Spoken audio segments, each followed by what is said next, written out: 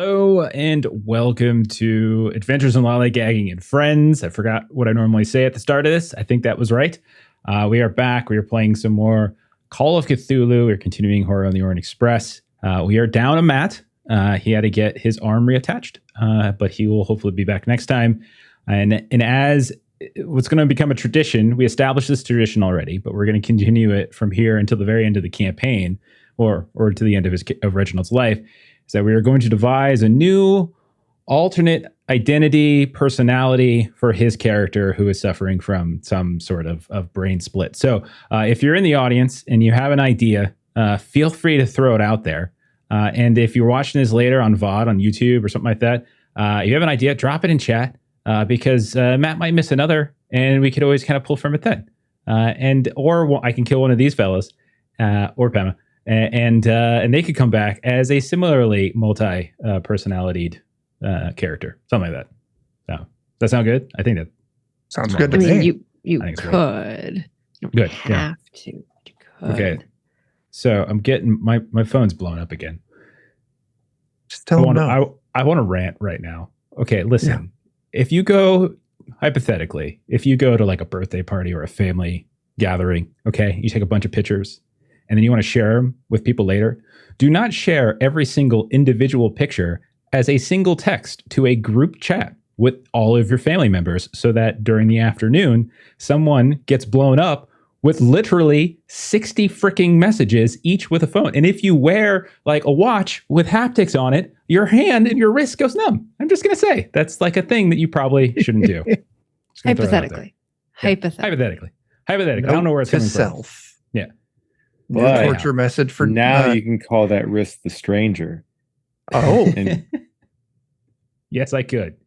I could. I don't think Melissa knows that reference. I know a thing or two about that. Don't. I believe you.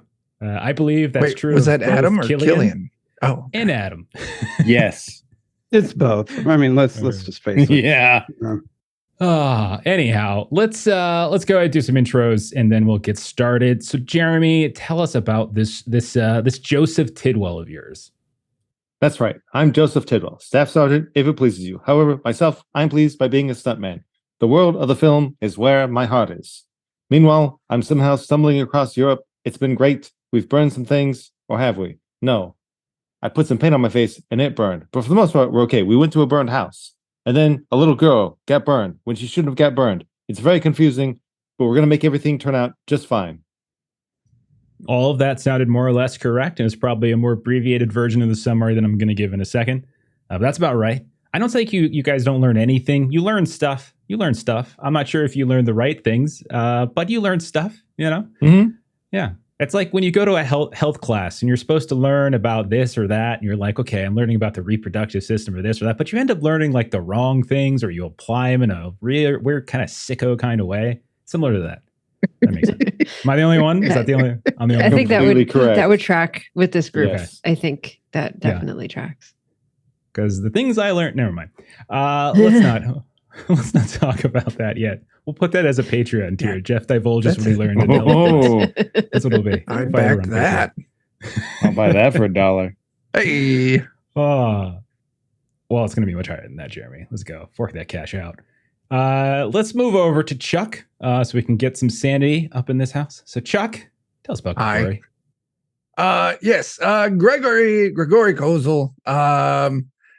I'm Gregory Kozel, and I have some money and a rifle, and we did not kidnap a child.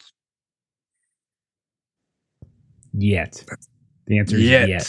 You got, because you were only introduced to the child last episode, but you're still in their house, so there's still time. There's still time. Yeah. Mistakes can still be made. Who said anything about it being a mistake? Who knows? Maybe she's fair. The big bad. We don't know. I never thought about that. I load my rifle. We played Deadlands before this campaign. That was our last big campaign with this group. And as we all know, little Timmy went bad. So there's precedent. Next up, we have the person who probably won't let any of us kidnap this child. We have Pema Namdek and Melissa. Tell us about Pema there, Melissa. Yeah, so Pema is our scientist who is originally from Tibet. She had a relatively kind of silver spooned upbringing, bibliophile and all those kinds of things. She did learn how to fight with swords as an adult because reasons. And things went weird for her when she saw in France, actually, she saw the King in Yellow play sometime within the last decade of her life. And things have gone interesting from there. Nothing any more interesting than the escapades that she finds herself on with this here group. Fantastic. I am going to try to figure out a way to tie Pema's experience with the King in Yellow in 1923 to our Delta Green campaign, Impossible Landscapes, that we did a year or two ago, which took place in, I think it was 1996 and 2016 or something like that. I can't remember the exact years. Somehow it's going to be tied. I don't know how, but it's going to be tied as people We'll are make it work. spamming the yellow sign. You know, you're not supposed to share the yellow sign. I'm just saying, like, for everyone who's spamming that icon, you're really just contributing to the downfall. I'm going to spam it like 4 times. Well, I mean, you're the one who's responsible. It was pretty great because in the game, there's one tiny little moment where Long's character, I'm just going to spoil this. Spoiler for anyone who hasn't watched Impossible Landscapes, scratched the yellow sign into like an American Airlines plastic wall. And then it ended up killing Melissa's character's sister. Good times. Mm-hmm. Yeah. This wonderful little all crazy connected. spiral. Yep. And then finally, the classiest of the group, we have Killian Bangura. Go ahead, Adam. Introduce yourself. My name's Killian Bangura, and I somehow have found myself in with this lot of investigators. Yet somehow they choose to keep me around. But all I can bring to this is an education in human studies, which artifacts are not much I can lend credence to. When I was far younger, I had very, very strange dreams that have had an effect on me to this day. And hopefully I can one day chase that down. There's been studies on how to control your own dreams, looking at your hands, that sort of thing. Imagining a shape in your mind as you go to sleep, turning it around. But that's all I've known. We're talking about the stranger again? What's going on? I disappeared for like half of Adam's intro because I had to turn No, he was haptics off on talking. my phone. And I he come was back to Adam talking- talking about dreams and hands. And No, he was talking about how he's trying to chase after some of the dreams he had when he was younger through lucid dreaming. okay, fantastic. That's right. That sounds actually much more familiar. But I'm still going to go ahead and say that it was probably about the stranger again. I mean, who Melissa- says it can't be both? It certainly can. Melissa will look it up later. She'll Google it. It'll be great. From her work computer. That'll be the best place to do it. No. Promotions. All right. Okay. So in chat, we've been talking about Delta Green. Yes, Delta Green's coming back next month, I think. We got one more session of Blade Runner. Then we're going to do a little one shot. And then sometime in June, we're going to be bringing Delta Green back, doing something new, mixing and matching some stuff. I'll talk about it later on the channel when it starts to get a little bit closer, but very excited to get back to that. But we are not playing that tonight. We were playing Call of Cthulhu, and I think it's time that we dive in. So it's going to take a little while. I'm going to go through the summary. Even though we've only been gone 2 weeks, it feels like we've been gone longer. You all are in Paris specifically. You worried that you had squandered your lead in the Charenton Asylum. And you also had some police issues from this flea market incident. And Pema, you also think there might be rival researchers and people that are following you. So all of you decided that maybe it was best to leave Paris. Not necessarily entirely, but just kind of head out. Just do a day trip to a place called Poissy, which is a suburb west of Paris. Now, according to various records that you have dug up, Comte Fenelic, he has a manor of depravity, was raised and his possessions were taken, confiscated by the king back in, I think it was like 1789, French Revolution time. But there is some evidence to suggest that there are these hidden cellars that were beneath that manor that might have not been touched by the king's men, and some of his collections might remain. Now, this is important because you are specifically traveling across Europe looking to find the pieces of an artifact called the Sedefkar Simulacrum, the statue, and there's all these different pieces.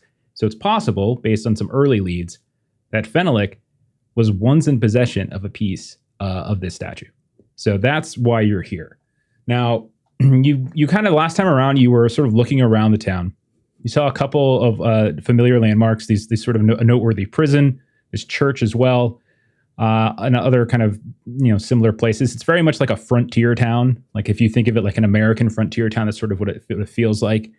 You had an interesting encounter with some people outside of the prison. Interesting in the fact that one of you were mistook as a prison worker, prison guard, by one of the women who was trying to get a message into her husband because no one was able to go inside because of some sort of illness that was going around. And you took the letter. You brought it back to eventually, and you kind of read through it and all that kind of stuff. You also went and met a English-speaking chemist by the name of Monsieur Esperandu, and he told you a story about the church, specifically about how Poissy was the birthplace of King Louis IX. He died during the 8th Crusade. His font is preserved here, and there's this weird story he kind of told about the body being like embalmed. I think it was embalmed, eviscerated, and also dismembered, and kind of raised some eyebrows there a little bit. And he also directed you to the town hall where you're able to do some more research here and there. And that's where I think Pema and maybe Reginald were able to locate the parcel of land where Fenelek's manor once stood. So you kind of know at this point where the manor house was. But you also learn that there's a family living on that land now, and they built a house on top of it. And that is the Loriens, Christian Lorien, Veronique Lorien, and their daughter, 3-year-old Kitri. However, before you went and visited them, you had a little incident in the local hotel, Hotel des Ruines, where it was Killian who, as he was going to sleep, as he was being awoken from sleep, I should say, in the middle of the night by a man seemingly coalescing out of smoke and caressing his face with a very cold hand and these stinky, nasty, kind of worn fingernails. And he began to question Killian in like multiple language, and then got really angry when Killian couldn't seem to reproduce those languages back, and then hurled him like he was a feather, like he was the lightest thing possible, and just hurled him across the room and kind of smashed him into a dresser, destroyed the dresser, destroyed a mirror, various other sundries, and hurt Killian. Didn't necessarily wound him permanently, but hurt him. Eventually, you all kind of came to help, but you couldn't really find any evidence of someone breaking in or even breaking out. You all then try to kind of bunk together for the rest of the night. And in the morning, you decided to pay the Loriens a visit. So when you got there, you spent a inordinate amount of time outside discussing, what you might do, including there is a wonderful "your husband is dead" plan that was definitely the front runner for a while. But eventually the door opened. You were invited inside by what ended up being the town doctor, who actually offered to lend some aid to Killian. And you also met his daughter, Kitri. Now, you initially didn't really talk too much about why you were there, but as the sort of conversation progressed, an incident happened as Kitri kind of became attached to Grigori and accidentally knocked over a cup of tea. It kind of spilled onto her arm, but also onto Grigori, and she howled and screamed like she was like in excruciating pain, more so than she probably should have, as Grigori can attest that it wasn't particularly scalding hot tea. So that was kind of an odd thing. And you also noticed that, and you also got a story from Christian that he had this horrible scar up his arm, and he explained how it was from a rose bush outside, but it happened in spring and never quite healed. He kind of got sick from it. It was a little bit bizarre. And Veronique, the wife, wasn't really there. She was like kind of upstairs. You snuck upstairs at one point, but you woke up along the way, and eventually she came down. And eventually, through some fast talk, you all learned that they'd received some other interest about their home within the last few months, as there was a man by the name of Edgar Wellington of Lausanne, Switzerland, who had written asking about the home, mentioning an old scroll, a unique Arabian artifact, and specifically the Sedefkar simulacrum. So we're going to pick up. We are at Chez Lorien. We're at their house. We're still around the kitchen table.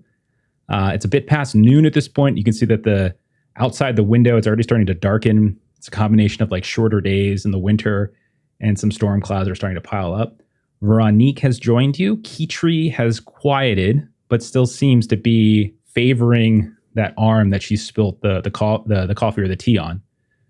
I'm going to turn it over to you. What would we say everyone is doing at this point?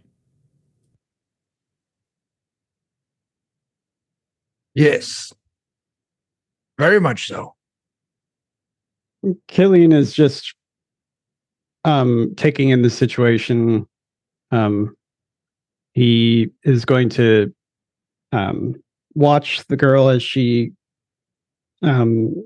is there and see if there's an actual wound present, because he knows that she wasn't acting, but he's curious as to whether it actually did damage to her arm. Okay. Joseph was able to confirm that. Yeah, I think Joseph did take a look at it. Yeah. I did forget that one. Okay. Yeah, I think you confirmed that there was like it did An happen, actual like, burn.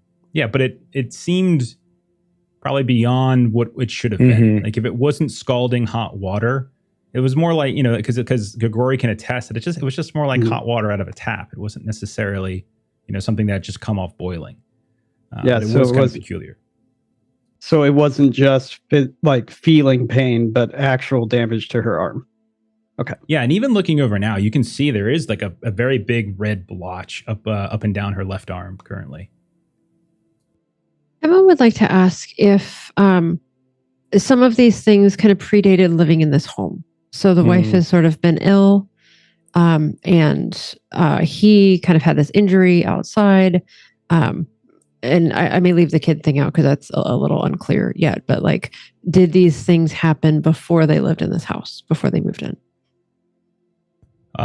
So are you asking Veronique or are you asking Lorien? At this point, it's a small house and there's 5 of you in here, plus the family. So there's 8 total. And so you're kind of crowded around the table. Some of you are spilling into the kitchen or into the like the sort of the living room area. So everyone's kind of spread out a little bit.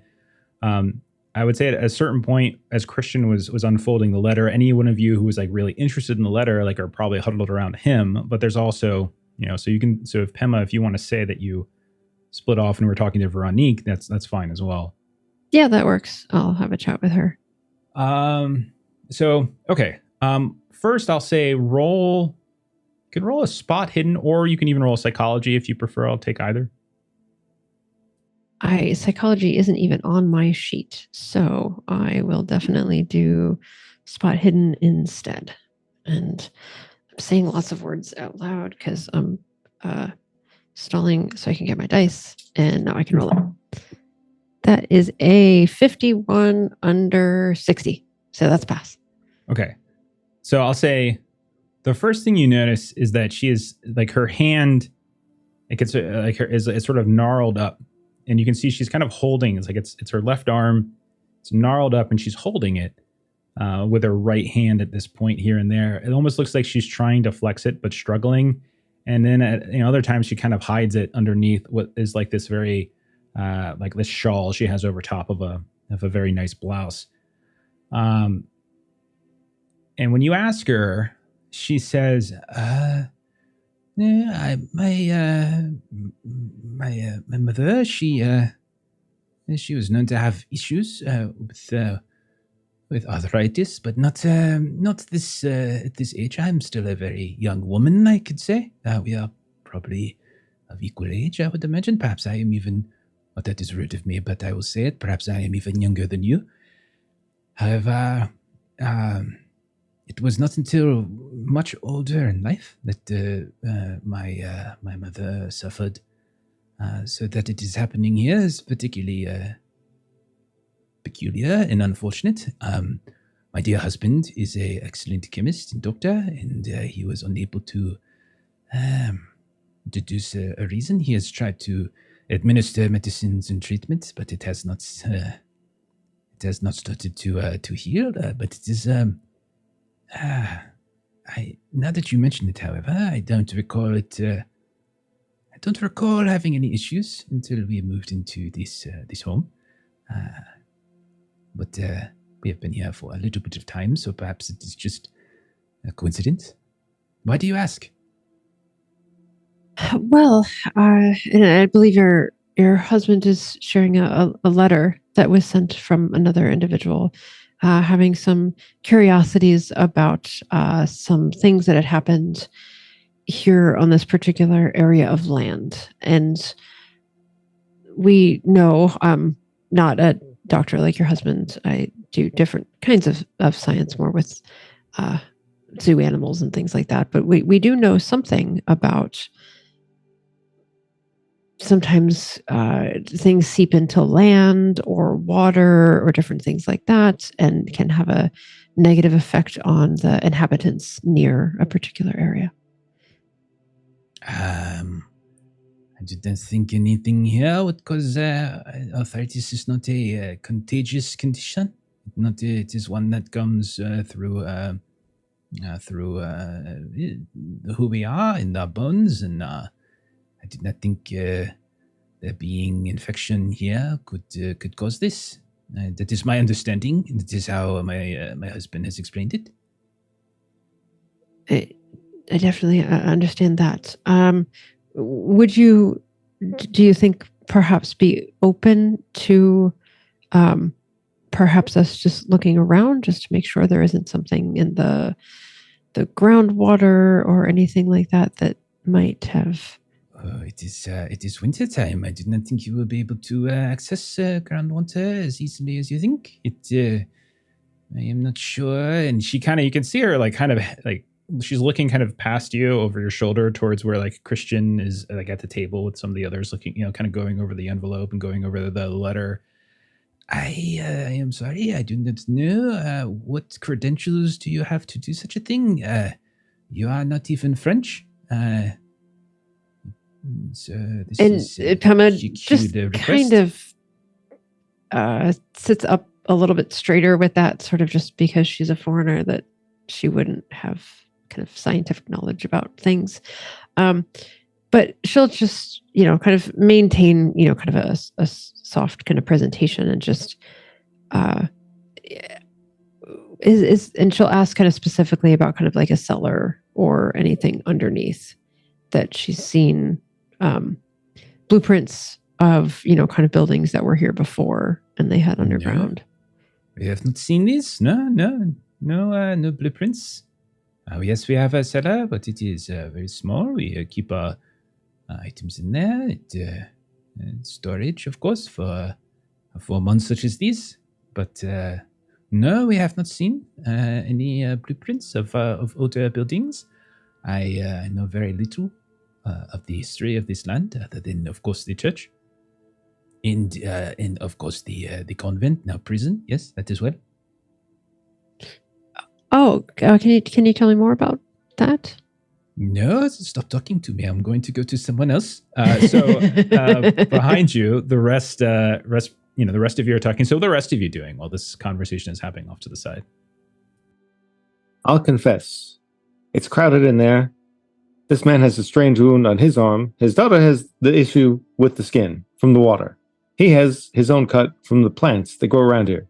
I think I might take a look at them. See if there's anything strange or unusual about the vegetation.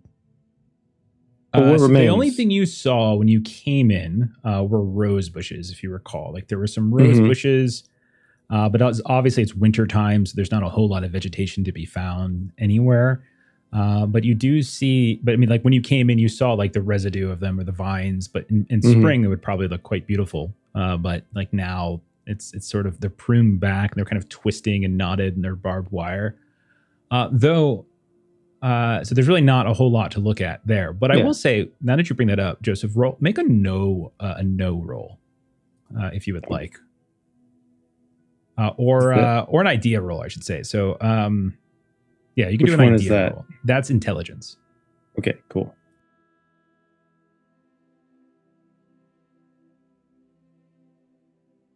Got it. Okay.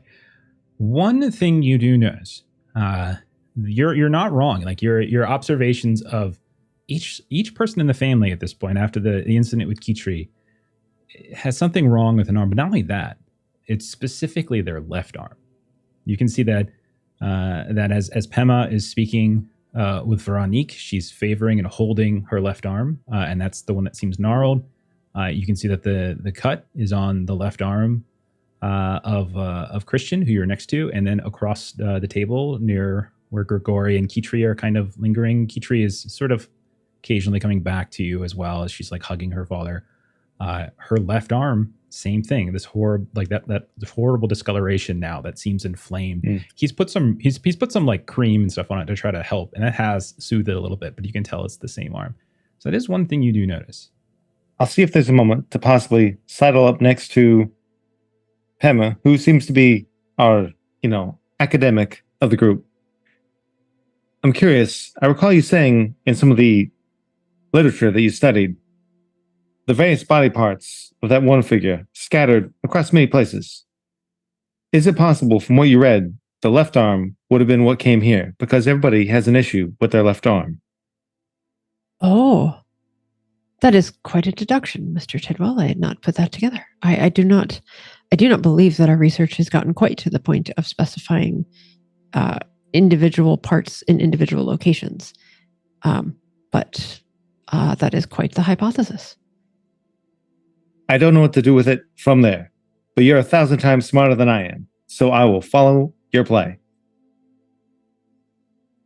All right, I'm going to turn it over to Killian or Grigori. Are you two currently doing anything or look to do anything?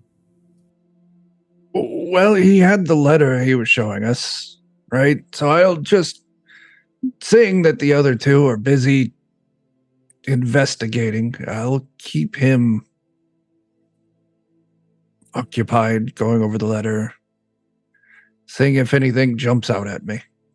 Okay. And so to remind folks, if you want to take a look at the letter, it's in the Paris handouts folder. So I'll share it again with you.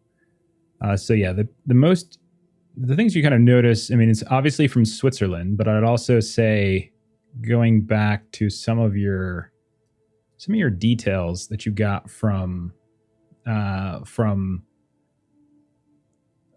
Professor Smith, his notes that he had kind of salvaged that Beddoes handed over to you. He has pointed out that there's possibly the statue was dismembered in Paris, okay, but part of it might still be in France. That there's possibly some that was carried to Venice. There was some that might have made it to Trieste. There might be a piece in the Kingdom of Serbs, Croats, and Slovens, and maybe during Sofia. There's a couple different places, but nowhere did it actually mention Switzerland, like Lausanne. So this is actually a new piece, right? There's no mention of Edgar Wellington, but while it's there's nothing in Beddoes' notes to confirm it, but there's also, this could just be a new piece. You also know that those notes didn't necessarily have every single piece of this statue kind of determined, so it could be just sort of a new lead. Okay. And the other thing is one of the things I would say that also maybe stands out to you, Grigori, is that it says, I recently came into the possession of an old scroll.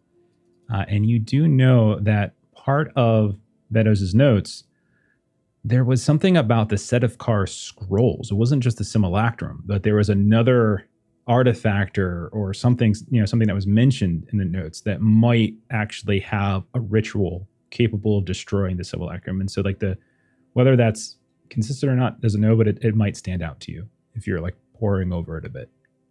Sure. Okay. All right. And then I say, my good man, you say that this man wrote you this letter, and then what did you think of it? What did you do afterwards? Anything? Did you correspond back? I admit it came during my illness that I spoke of before, and I've meant to reply, of course. It is very interesting to know, especially even now that you have arrived, that the home apparently has some history. It is very exciting, possibly, but I did not... I always meant to reply, but I was so very busy trying to catch up with work for my illness. And Kitri, of course, is a handful, as you have already met. And with Yes. Veronique's flare-up of arthritis, it has been... I've many things to do, I am afraid to say. This is one of the first days I have had off and not working in quite some time. Yes. I've not had too much time, I am afraid. But I had planned to, yes. Well, it seems like you have quite a lot to do. Of course, that's understandable, natural. Given your accident and your duties here with your family, that's quite admirable what you have been able to do. Thank you. With that in mind, we are looking for it as well, and I'm afraid we find ourselves in a bit of competition with this fellow who wrote you this letter. But that I did not think of it that way, but I suppose that is true. Yes. Yes, we would like to retrieve it for ourselves, if it is possible. You would like to retrieve it. You believe it is here on this premises still. It is not just fiction, history. Well, if it is here. We do not know if it has been taken from here or not, but it wouldn't hurt to look now, would it?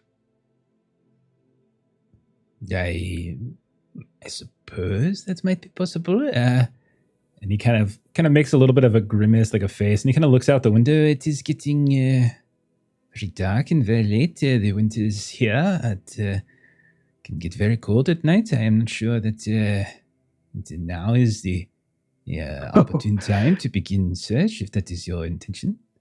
Well, no, it wouldn't have to be now, would it? Would it, Grigori? It wouldn't have to be now.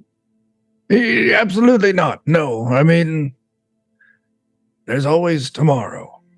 Yes, but, you own this land, you own this place, and for us to look about without your permission would be wrong. So perhaps we could schedule a time. And if we do find something, I'm sure that there is a buyer out there who would pay handsomely.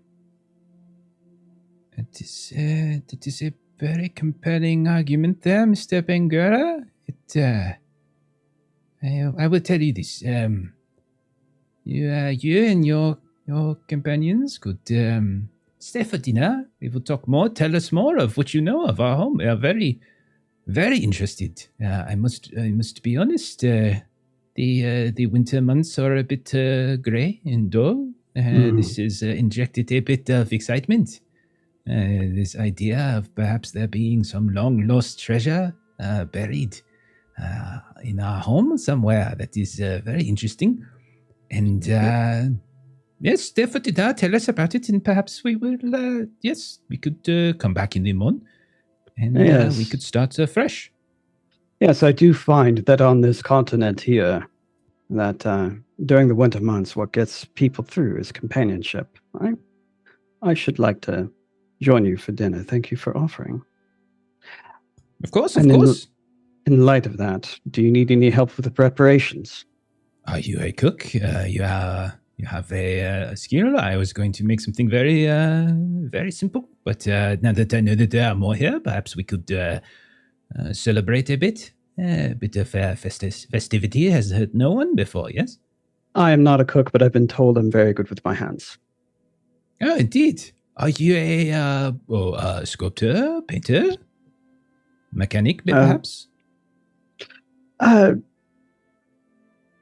work in human studies. Oh, and this has afforded you skill with your hands?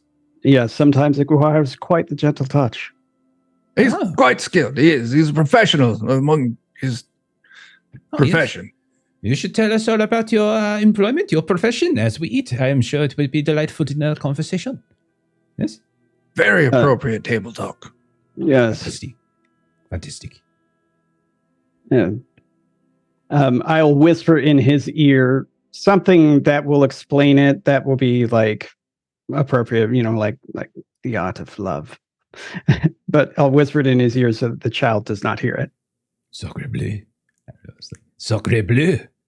You see his face kind of turns a little red. Oh, yes, we most certainly should not discuss this at dinner. But yes, I will accept your help nonetheless. Yes. Yes, it is quite boring as I look at the child. So we'll say that you guys kind of hang around. There's some preparation that's involved. There's some discussion that's had here and there. And I'll say, just for the sake of kind of pushing this forward and skipping time, you can sort of treat this like a quick encounter. Just tell me what you're doing, or if you want to roll something, you can. You don't have to, but just tell me what you're doing over the course of the evening, as dinner is had, or dinner is prepared, or conversations are had, or anything like that. Is there anything in particular that your character would be doing over the course of the next few hours?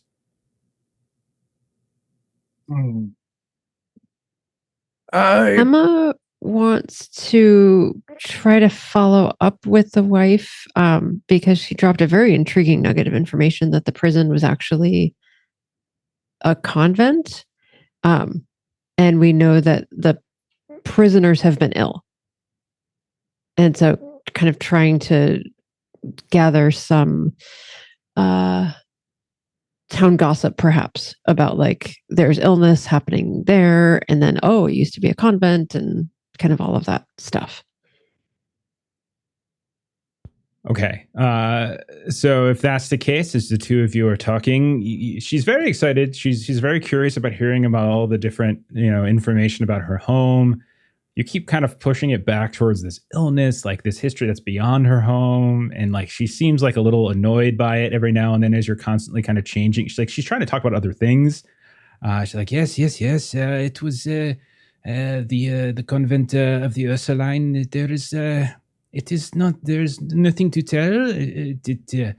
At a certain point, it was no longer worth the time to for the convent to be occupied. So it was a very large building with very strong foundation, and it was converted into prison. And the illness, it is an illness. It is wintertime. It is France. They are in a prison. My husband is the doctor. He goes in from time to time, and there's nothing strange about this at all. I am not sure. Wouldn't you rather talk about the opera? We went into Paris just this weekend, and we watched a wonderful show. Are you a fan of opera? And she's constantly trying to like push onto this. Are you a fan of opera, Miss Namdak? I have been to shows. Definitely, yes. I'm quite curious. What did you go see? Who have you seen? Oh, of course. And she she kind of gets up. She goes to push herself up, but she does so initially with her left arm and grimaces, and then switches quickly, almost stumbles off the table. And you see her kind of wander over, and she grabs this program, and she kind of brings it over back to you, and she kind of shows it to you at this point. And she says, yes, we were at the Paris Opera House. Beautiful, absolutely wonderful performance. Caterina Cavallaro, it was breathtaking, absolutely breathtaking. She will be there, I believe, for one more night. This might be tonight, perhaps tomorrow night. I think might be her finale, possible, maybe tomorrow. I cannot remember exactly, but absolutely beautiful. I can still hear the aria in my ears. I've been dreaming about it. The aches and pains of my wrist and my hand are best when I remember the music. It is quite beautiful. So enough of this conversation about sad times. We talk about treasures, and we talk about intrigue, and we talk about opera and beauty and art, not illness. I couldn't agree more. There's nothing like a fine story, an adventure, something that can help you escape from this reality, something more, something greater. Yes, Mr. Tidwell, he understands. I have heard rumor that I don't know that you yourself are an entertainer. Is that correct? It's a fact. I recently was back in France because we filmed Scaramouche. It was fantastic. Never been in the country before. That's a lie. I was in the war, but it was a very different time then. Much nicer now. Pretend violence versus real violence. You have been in film? Oh, you must That tell is me right. all about this. And you can see, like, as she sort of leans forward, out of the corner of your eye, you can kind of see Christian kind of moving around with Keytree as like she's say good night to everyone. It is time for your bed. It's time for your bedtime. She's kind of going up to each person and sort of saying good night. She goes over to it, but she stops in front of Agori and holds out her palm, hand up. Yes, my dear. I'll put $1 in your hand. Monsieur Cousin, good night. Yes. Good night. Here's another one for the road. Messi. I don't like that look. Here, take a 5. Messi. She continues to look at you, like no smile, nothing. And then you can hear like Christian and her kind of start moving up the stairs. And meanwhile, Joseph, you've gotten the rapt attention of Veronique as she's hearing, the process of filming, what that's like. Yeah. I picked up her cue and try to divert in that direction so that Okay. others might be more free. Okay. And then over time, eventually, like kind of Christian comes back and he kind of sits down at the table, kind of hands out he kind of like after you've had the dinner, kind of clear the plates, kind of brings out some like a little dessert like this, like kind of caramelized apple tart, some and some tea, and kind of passing that out a bit to everyone. Veronique has mentioned that you have looked at blueprints of the area, and there are hidden chambers somewhere. Is this correct? That's very true. Could we possibly see them? I'm very curious. I think that's a fantastic idea. It's your Wonderful. home. It's only fair. Yeah, Yes, I think of we should course. share the experience together. Oh, excellent. Yes, this is all very exciting. And they both look excited. They both like yes, and they both very eager. Like Yes, please. What can you tell us about the man who is living here, about the manor house itself? I am very curious. I haven't read it. this is Veronique talking. I know my accents are basically the same. I got one. I got one French accent. That's it. And she's like, I am an avid reader. I have many books. History is a passion. Who is it that was living here, and what do you know of him? So she's like listening, like sort of rapt attention as you're like showing the sketches and the blueprints of that you saw when you were in the town hall and back at the library in Paris, Pema. Yeah. how So much do you knowing that we do have a little one in our presence, it's going to be sort of the G-rated version. The baby She's went the best to gone bed. upstairs. Tell everything. Oh, I've been so caught up. Don't in forget my, the beheadings. Those are the story. important part. telling. Beheadings. Oh, yes, of course. It was all the rage. Oh, fascinating. On this premises, there were beheadings here. And you get Yes. like Veronique's like, Don't be so Yes. excited. There's lower your voice. We do not want to hear Keytree. She will have nightmares. I've heard it was quite revolutionary. See what you did there. They look at you. Oh, Mr. Bengura, you are very funny. Yes. Human studies must go for humor. Yes. It would do well when there are misunderstandings. Yes. Oh, well, beheadings. That is I'm only- most alarming. But was he a very rich man? Perhaps he has treasures? Yes. It I think it could would be definitely be possible. And so as this conversation's going on, they're getting very excited. They're looking over it. You can tell that they're really getting into this and asking all sorts of questions. All of that, however, is suddenly interrupted as you all hear this blood-curdling, high-pitched scream from Keytree coming from the second floor, from up in her bedroom. You just hear, and all of a sudden, the two parents just kind of blood drains from their faces, like, oh my goodness. And then Christian and Veronique, shortly thereafter, Christian just goes, and she struggles to get up a little bit again, but eventually falls, and they start running up the stairs. What do you guys do? Going. Run up the stairs. we let them go first, but we're Okay. definitely following after. Okay. Be So- another ghost. When you get up there, You can see Killian Right, will wait at the bottom of the steps to kind of look and see if, if there was a burglary or something like that, he would stay there to make sure nothing else could come up. Okay, so go ahead and roll spot. You can roll spot hidden if you like. The rest of you, as you're running upstairs, you get maybe to the very top of the stairs when you see in the hallway right outside of her room, Kitri has like run out of her room. Tears are streaming down her face. And she's like clinging to her mother, and you can see like Christian kind of pushes past her into the room. Joseph and Pema, are you there? Okay, so Yes. if both of you are there, you can. Kitri does not speak English. She only has been speaking in French. The two parents do speak some English, so they've been able to kind of converse with you. But the child is she's only 3. She's not that great with language, and so far she's really just got bits of French whenever she does speak. So you two can deduce without any roll that she mentioned something about a boogeyman at her window. I was kind of looking through her window, and you can see as she's like kind of hugging and clinging to Veronique that mark from the burn is still on her arm, inflamed. It's almost like raised off the skin, like it might blister. And you hear from inside the bedroom, you hear the father, Christian, Kitri, no. It is just a bad dream. As he starts coming back in, speaking to her in French, he's not being mean about it, but he said, it is just a bad dream. There is no one at the window. You are imagining things. You were sleeping, and it's been a very exciting day, and it was, no. No one could climb up the side of the house to scare you for no reason. No, it is okay. Shh. And like they all kind of, like the 3 of them are kind of trying to settle her down.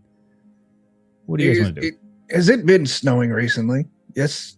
It was blanketed in snow. Absolutely. I am just going outside. Okay. Paying attention to where her room should be at in relation to the outside, to investigate if there's some kind of lantern or lamp or something light making. I'll take that. A light maker. Yes, you find a light maker. Yes. I appreciate a good light maker. And you take it outside. Go ahead and roll track, actually, for you. Yes. Killian, how'd you do on your spot hidden? Oh, I failed. Okay. Yeah, you're keeping an eye out. Maybe Reginald is helping. Like you're looking at the windows here and there. How'd you do? I got a 7. 7. Under 50. You look around, and you're specifically looking, like you said, for tracks in the snow, and you don't find any whatsoever. You go around to the window where her bedroom would be. You look up. Mm-hmm. It's the same window she was waving at you all at when you first arrived, and you're underneath it. And there's no footprints here, either recent or partially filled in. There's nothing at all. The only signs of any kind of movement was just coming from the road through the sort of where the gate would be into the front step, but that was your steps, and that's not even on the same side of the house. So you see absolutely nothing. Ghosts it is. Is there anything in this room along the lines of a duct, similar to what was in Killian's room? Of a what? I'm sorry, say it again. Wasn't there like a vent or a duct? Oh, right. I would say, yeah, probably. There's probably a vent in the floor that's kind of connecting to like a sort of a house furnace beneath, something like that. But yeah, you do see something similar. I heard duck too. I heard duck too. I'm like, is there a duck in here? Yes. We will also hand over some peanuts. Peanuts.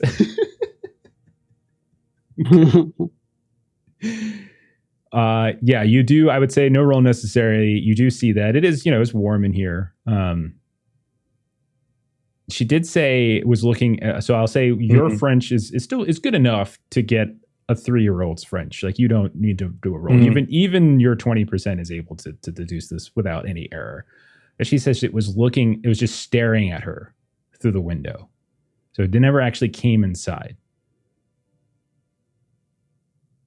I have a strange desire to put myself on the outside of the window as if I was there and then look around where I think this thing would have looked, possibly have gone.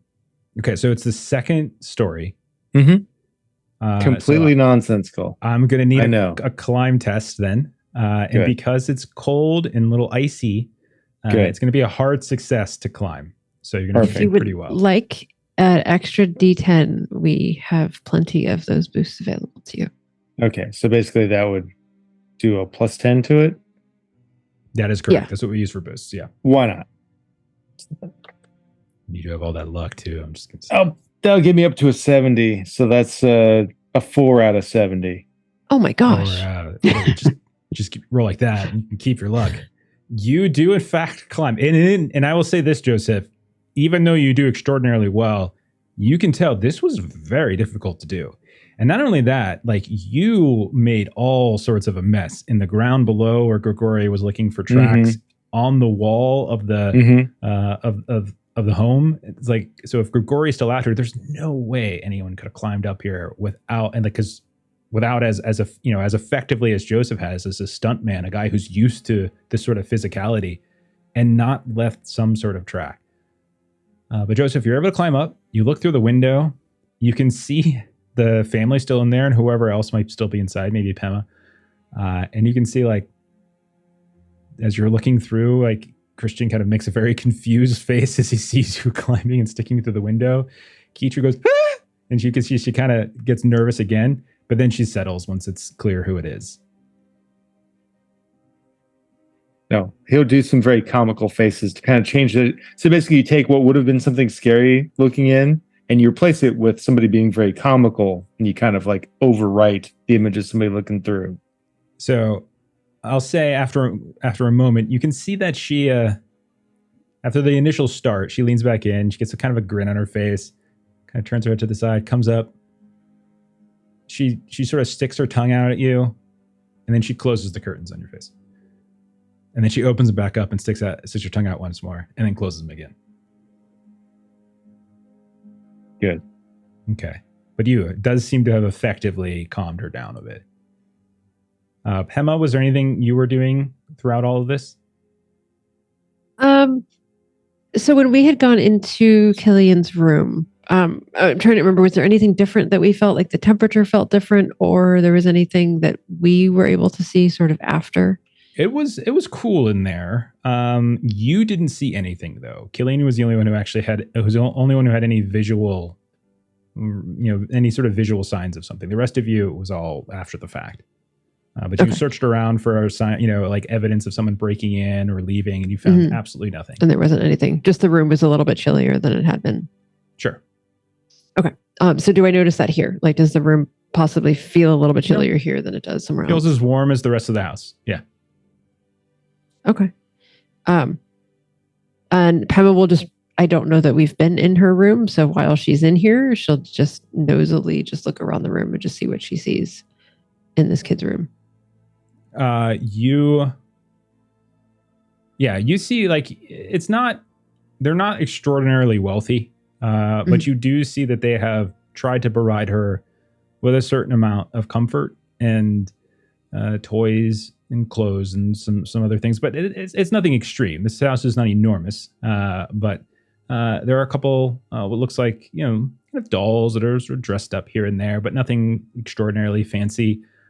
You can see the most recently there was some there's some kind of like little work project that they have, like they're kind of dressing, like making some new dress. It looks like she's trying to, like, you can see these terrible stitches, like she's not very good at it, or maybe it was Veronique who was struggling through her arthritis to do so. You can see kind of a wardrobe where her clothes are. You peek inside of it, and again, just clothes, nothing out of the ordinary. Ribbons and things here and there, a few drawings, but nothing out of the ordinary. Can I look at the drawings and be further nosy? Sure. I mean, most of them seem to be drawings of mother and father and house. A few of them are just kind of drawings of what looks like other places within the town, things you kind of sort of recognize. Others, drawings of like different animals and things like that she might have seen. Again, nothing out of the ordinary, nothing that sort of strikes you as particularly odd. Okay. I will stop being nosy in this child's room and go back out in the hallway. Everything good up there? I shout from down below. So after a little bit, Veronique will sort of stay up there. Christian will lead those of you that are still upstairs down if you haven't left already. We'll meet those of you who are inside in the house. I'm very sorry for this. She has had a very difficult day. She has a very active imagination, of course. Mhm. And I think I am worried that perhaps the blistering is going to possibly keep her up a little bit longer. I think perhaps we should end our evening tonight. I can drive you back to your hotel. It would be a tight fit, but I think all of us can get inside. And you can come by in the morning, say at dawn, coffee, croissant, and we will begin our search. Yes? So at this point, Killian doesn't have any idea that she said it was a ghost, right? She specifically said boogeyman. That was sort of the phrase, boogeyman. The best like English equivalent that Joseph and Pema could come up with. Right. But as far as like everything goes, Killian wouldn't know any of that. Grigori might have said it because Grigori was tracking and found no track. So if Chuck says Grigori said it, then yeah. But otherwise, oh yes, I'll share that information. Yes. Say, she said she saw a boogeyman. Is that correct? That is, yes, it is. Please do not think too much of it, Mr. Bengura. Tonight it was a boogeyman. A few weeks ago, she saw a different sort of monster, and I think first sometimes it is out her window, beneath her bed, in her wardrobe. She is a child. She is 3 years old. It is the case. She saw her mother walking in the hallway in the evening and thought it was an old crone come to get her, a witch. But it was just a very bad night for arthritis, where poor Veronique was hunched over and her hand had curled into a claw. And it is no, it is nothing for all of you too. I thank you for your concern, of course, but it is nothing. Nothing you have to be concerned with. No. Yes, come. I will get my coat. Meet me at around the eastern corner of the house, and we will drive. Yes. Very well. Yes, thank you. Go ahead, Killian. Do you have something? So I, as he starts leading the way, I'm going to, like, tug on someone's shoulder, someone's elbow or sleeve, and, whoever it is, let's just say Pema, and he's going to say, I do wonder if it's the same apparition that visited me. Oh, yes. Just because these parents are passing this off as a child's imagination does not turn me away from the idea that all of this is in some way connected. Okay. Well, I cannot in good conscience go on. I don't care what he thinks. If her life is at risk, I must say something.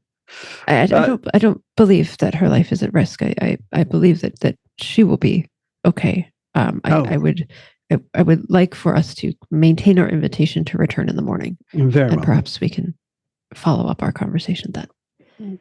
Meanwhile, there's an idiot on the second story that does think the little girl's life is in danger. He's decided to look for a place where he can hide up above, so if the thing does come back, he can get the drop on it and fall down from above. How long? We have so many with us, we've lost track of where Mr. Tidwell went. The fish man was just forgotten up on top of the house. It's not a very memorable figure to begin He's with. not. Right? No, not at all. How long are you waiting up here? He doesn't know. Probably to the point that he can't stand it. At a certain point, though, as everyone's loading up the car, Christian's not an idiot. He'll look in. Where is Mr. Where's Joseph? Where's Mr. Tidwell? Where's our film star? I mean, I guess that's the question of where did we last see him? And that's usually where he's at. Oh, in the window by Kitchley's home, which is a very dangerous climb, I should say. It is not. It is a very cold time. I have seen many a broken bone from people slipping on ice, let alone falling from second floor onto it. And so he'll start wandering towards you. Crunch as his kind of boots are going through the snow. Mr. Tidwell, we are leaving. Hello? Mr. Tidwell? Hello? Yeah, he was doing his best to hide, but it's very You caught could out. roll. You could roll stealth.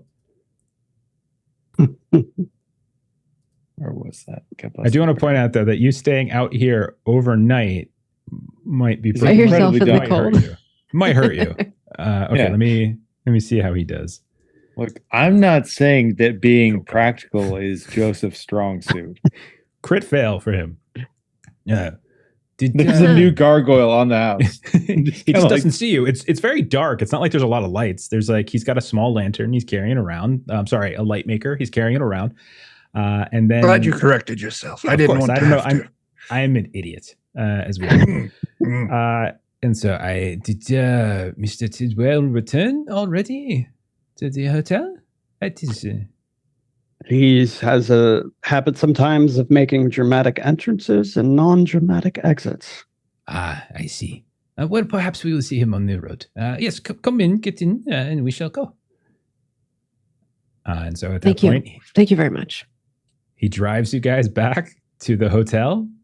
It's not that long of a drive. It's just a couple minutes, but it does save you the walk through the frigid winter night in Paris. And you all return to the hotel without incident. Get up to your rooms without incident. Joseph is not there, as you might imagine. And yeah, you go about whatever your nightly process is. Let's turn our attention to Tidwell for a second. So, Joseph, what's your intention here? Let's just It say. sincerely is to stand vigil. I'm sort of picturing he's like laying on the roof with his head looking down, just like making sure that like nothing comes up. Like, Okay. because part of his childhood is having a vampire, or like the weird starman. Like his earliest childhood memory is a monster haunting his bathroom. That's true. That's a thing for him. Like, so he's gonna stay here. Do you have any survival skills? So check your skill list to see if you have any survival skills. I don't know about survival skills. See if I can find this. So Not really survival. Okay, so survival is like one of those survival any, and there's different subcategories. So there could be survival desert, survival sea, survival Arctic. You don't have to have survival Arctic because that would really be useful here. No, but like underneath that, like further down but not related, I have a lot of swim. I'm really good at swimming. I like where your head's at. However, Because snow is water in another form. that is true. That is you're really talking me into it. However, Yeah. if ice was gas and not solid, I would probably go for it. But in this case, I think we're going to do a con roll instead, and it's going to be an extreme difficulty you're going to need not to suffer some sort of frostbite injury damage overnight. Totally fair. I Would you deserve like this. a boost? I do want a boost. This is a really dumb idea. This is a great idea. Are you kidding? Well, I'm gonna I mean, do you're it. right. It's dumb, but it's oh my god. Yes, 10 out of 70. Don't even Screw you, oh my Matt. God, Joseph, you manage to somehow through your coats, through your determination, through just the place where you've managed to tuck yourself, like under the gable, the peak of the roof, protecting yourself from the wind. Maybe it doesn't actually snow that night.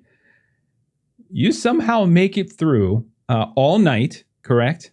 Is that correct? All night. In the morning, your hands are frigid. Like you haven't suffered any damage from it. I am going to say that you're exhausted. I don't know if there's a fair. specific rule for this, but I will say your rolls are going to take a penalty die for today until you get some rest. Totally fair. But I also won't require a roll, as throughout the night there is no issues. You do see at a certain point Christian returns with the car, gets out of the car, kind of you hear him kind of whistling as he comes back, opens the door, never sees you at any point, goes inside, a couple lights go on and go off, and you make it through the whole night. And in the morning, you see your friends Grigori and Killian and Pema and Reginald walking up the drive with the sun And the door opening again, and you hear the sounds of their conversation as Christian welcomes them back in the morning. I'll do my best to just kind of come down behind them as if everything's normal. And I'll say you absolutely do drop down without any issue. No one sees you. You rolled so well on stealth. However, you go ahead, Grigori. Knowing Mr. Tidwell there and what shenanigans he was probably up to, I would like to bring probably some extra mittens and maybe a nice hot, like, to-go cup of coffee. They had those back then, right? Oh, for sure. There's a Starbucks right next to the Yeah, prison. just swung by the Starbucks. Get Thank goodness there's a Starbucks. Starbucks in France. Starbucks. Oh, Les Starbucks. this. Dear French Starbucks, I'll have a caramel macchiato with soy, venti, and I'll bring that to him. Yes. Okay. So Also, going back today, since we're exploring the grounds, I am bringing my rifle. of course, fair enough. So we'll say that as Joseph comes down, you do come down without any incident, and no one sees you, but you are kind of covered a little bit wherever your nose, your ears, your eyebrows, your eyelashes, your coat. You probably shaking a little bit, but you're in. He has no decent body health. hair at all. You don't even have eyebrows? No. Okay, so you have them on your eyelashes, maybe. That's probably it. And maybe your clothes, and that's about it. I will say Christian will look at you like kind of look a little bit taken, look confused, but he kind of shakes it aside as he's very excited. Are you ready to? It is a beautiful day. We have a wonderful light. It is not until mid-afternoon where we will see storms. So I have made coffee and croissant, breakfast. Yes, and we are ready to start the day. Yes. This. Okay. So if that's the case, if you guys are ready to start looking around, you have the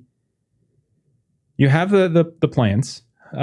You have like the old plans, the sketch, the copy that you made. You have you can probably get the regular plans of the house from town hall as well. We can retcon and say you did that as well. Who would like to roll a navigate check? Let me look.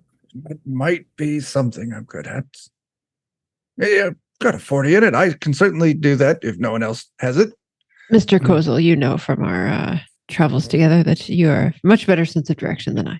I'm far too used to taking the train. That's totally fair. The important thing to remember in situations like these is wherever you end up is exactly where you were supposed to go. And I rolled an 82 over 40. So we go to exciting and new wonderful places. Would you like to spend 42 points of luck to make that a success? No. Would you like to push it to try it again? Yes. Okay, so go ahead and push. Roll again. Would you like roll a again. boost? I think you just roll. Yeah, you just roll again. Or No actually, no. boost. If you expand, you can push it. I got an 85. I did better this time. This is what's going to You happen. did worse this time. Or worse. That is definitely worse, but better for the story, I think, because I'm about to hurt Grigori.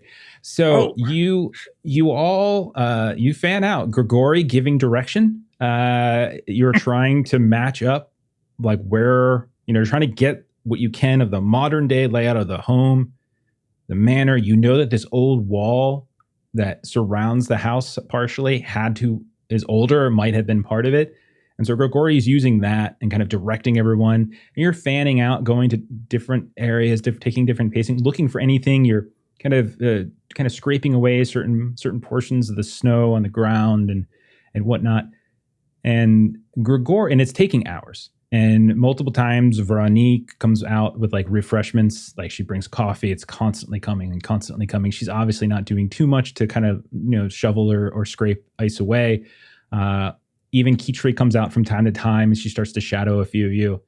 At a certain point, however, Grigori, the very warnings that Christian mentioned last night about Joseph and about the climbing, about seeing people with potential broken bones and such, Grigori, you get distracted once more by Kitri and she starts kind of throwing like a snowball or two at you, and whether you throw another one back or not is not important. As you kind of stumble around, your leg dips down into like a more kind of soggy or more powdery patch of snow than you thought, and you hear and you fall and you land on your side in this horrible way.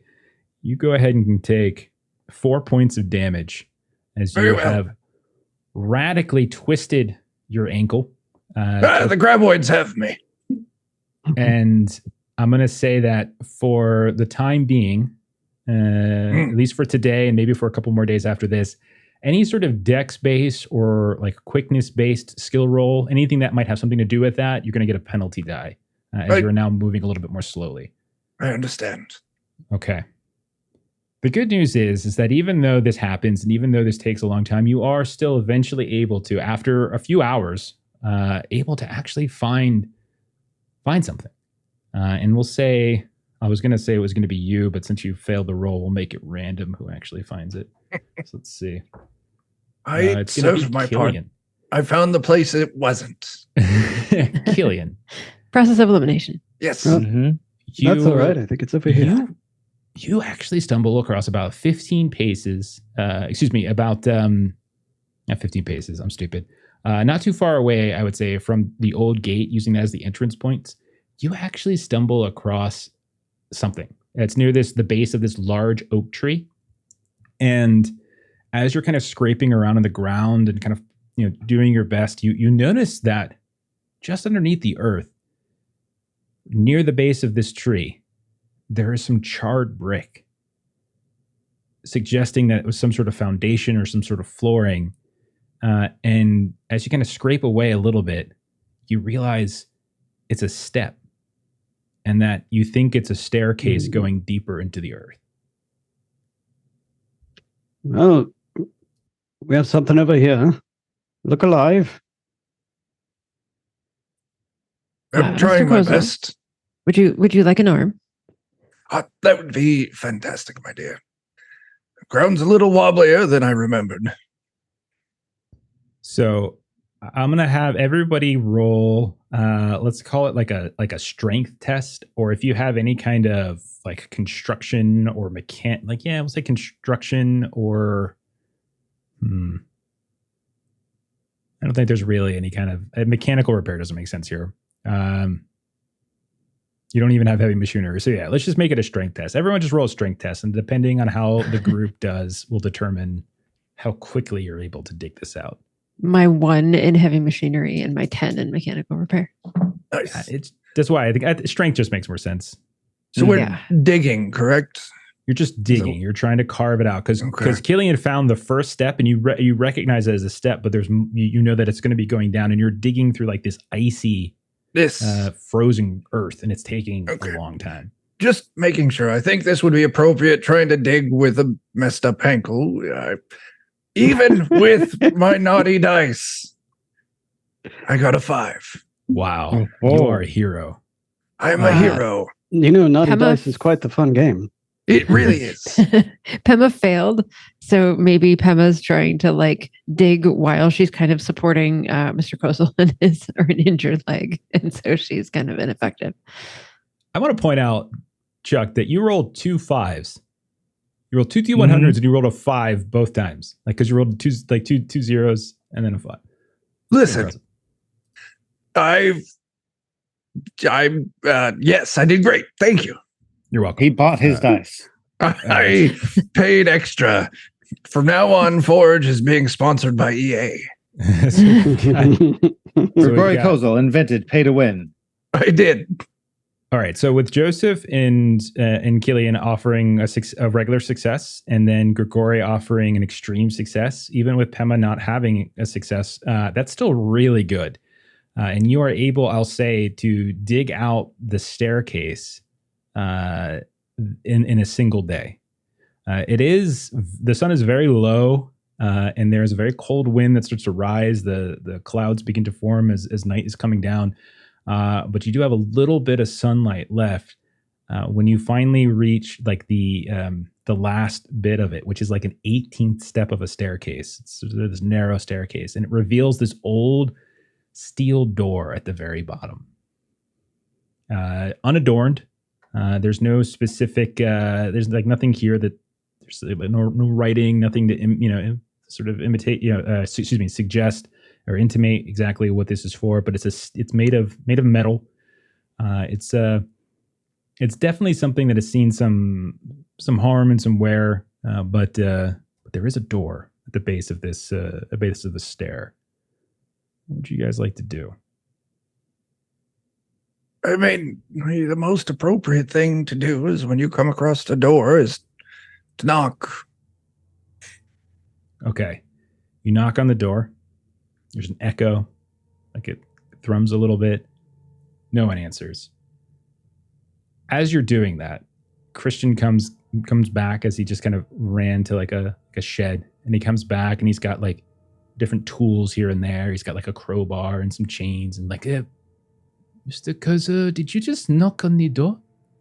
Oh, yes. Don't want to be rude. It is. You did not think there is someone down there? I mean, if there is, want to get off on the right foot. Because he's only got the left. I've only got the one right now. Yeah. I do wonder if there's some sort of security here. Mr. Bengura, it is a door that has been buried in dirt and ice for hundreds of years. What sort of security do you think there is?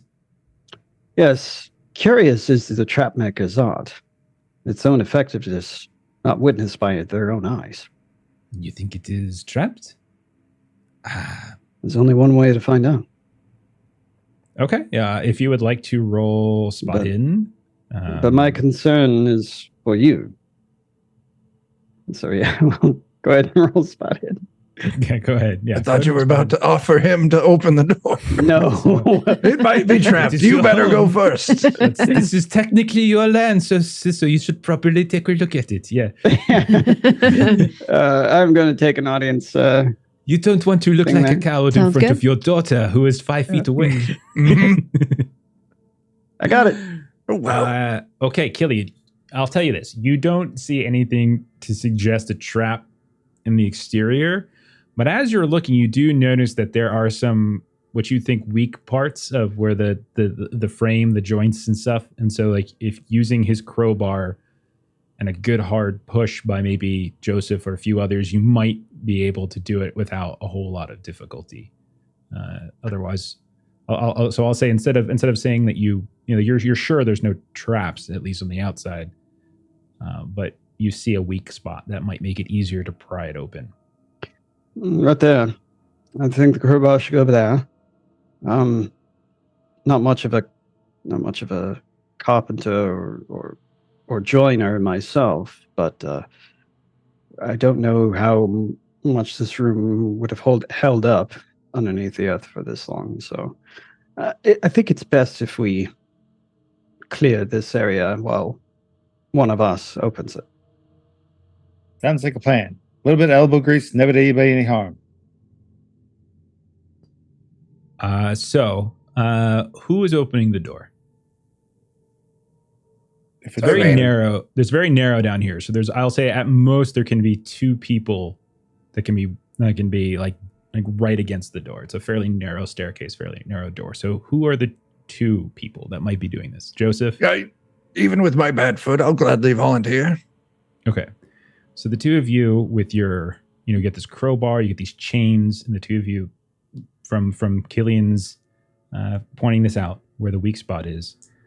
You go ahead and as best you can, you kind of lean as much of your body weight, your strength into it as you can, and eventually you hear this horrible scrape as the metal just kind of pries away, and after a little bit of that scraping, a pop, and the door swings open, grinding against the brick floor of the final step, and you are greeted by the two of you, damp, cool air that just whacks you right in the face. Not cold, but cool.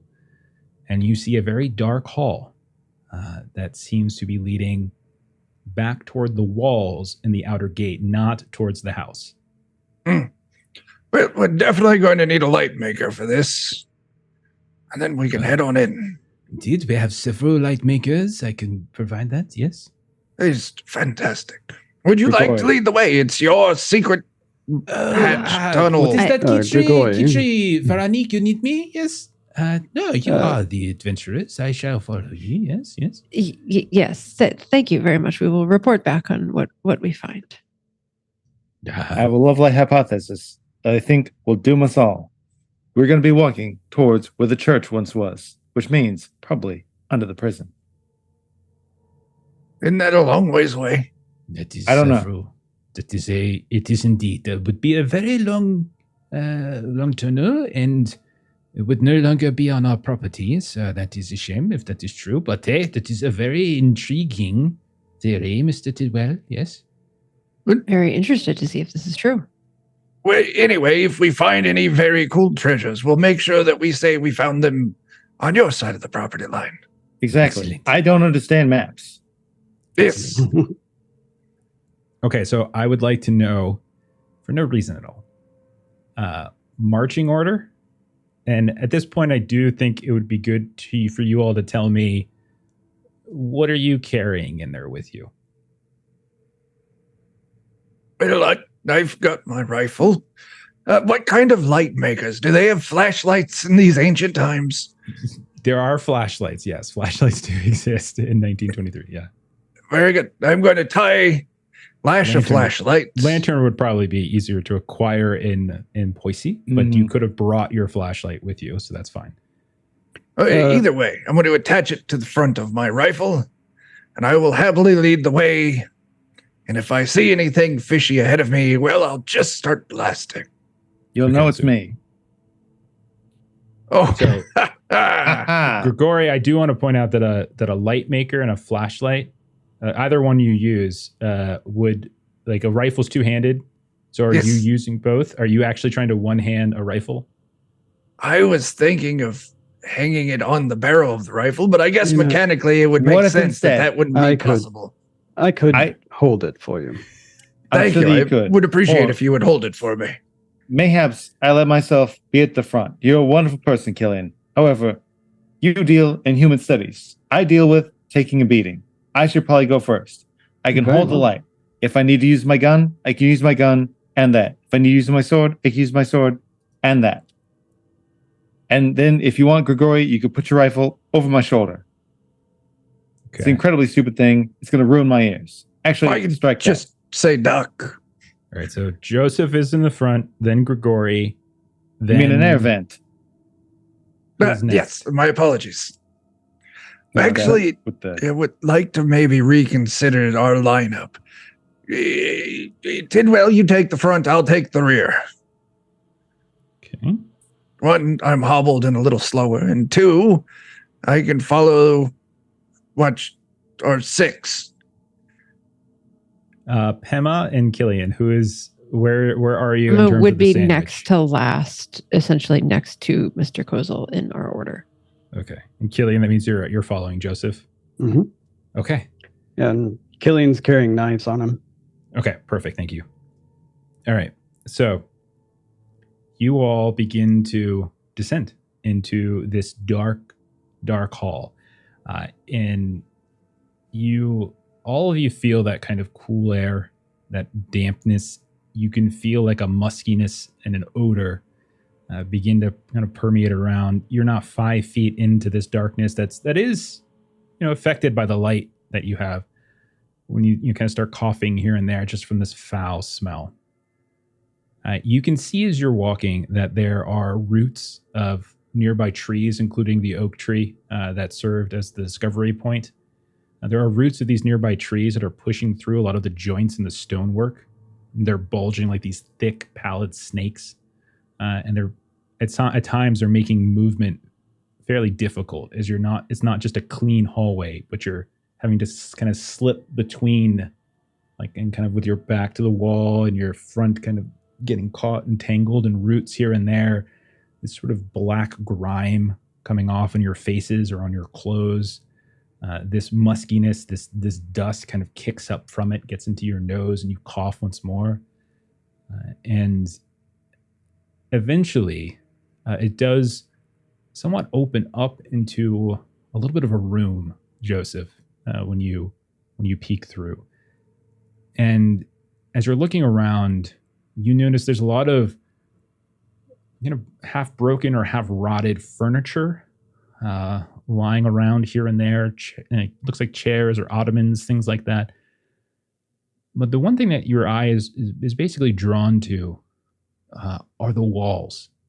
As you see, there are hanging from, in many places, others, they have fallen down to the ground, appear to be portraits in these old, now rotted, torn or worn, twisted frames of some kind. You can see in some cases the canvas has curled or has been eaten away at. As the light flashes over towards one of them, you see like a whole scatter of bugs just suddenly just fly away from the light, revealing the canvas underneath, where you can see the face of a person missing, and you can see it's been gnawed away by whatever those bugs were, and you can just see like the contours of this kind of curled whitish grayish hair and some sort of ruffled collar. As you're watching, Joseph, you get the distinct feeling that the eyes of some of these paintings are just kind of following you a little bit. Like you feel like you're being stared at. Not so much that the eyes are moving, but no matter where you move, no matter what angle, they always seem to be staring like right at you.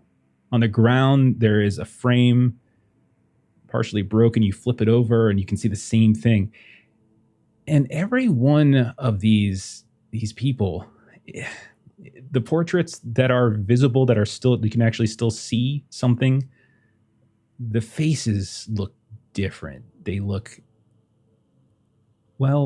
like someone has sort of flayed and ripped apart their skin.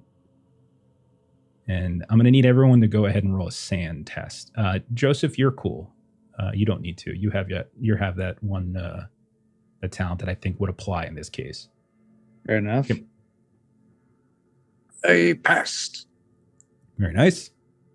And remember, sand, you can't use bonuses, you can't use rerolls, can't use anything like that. Ooh, That is super flat. passed. Oh, wow. Excellent. And Pema, how'd you do? Failed with a 69 over Okay. 60. Just Nice. 1 point of sand, as this is extremely unsettling to look at. You also were one of the two people who were there at the library with actually seeing a person with their skin flayed. And I would probably suggest that maybe that image of that individual in the London Library, what you're seeing in some of these portraits, maybe that is kind of coming true, and maybe you're feeling unsettled in some particular way. But it's only 1 point of sand loss. Anybody who would like to can roll spot hidden. Yes, I'll do it. I am going to spot nothing. Okay. 85 Killian. over 50. Oh, wow. Great success. Wow, Killian- look at you.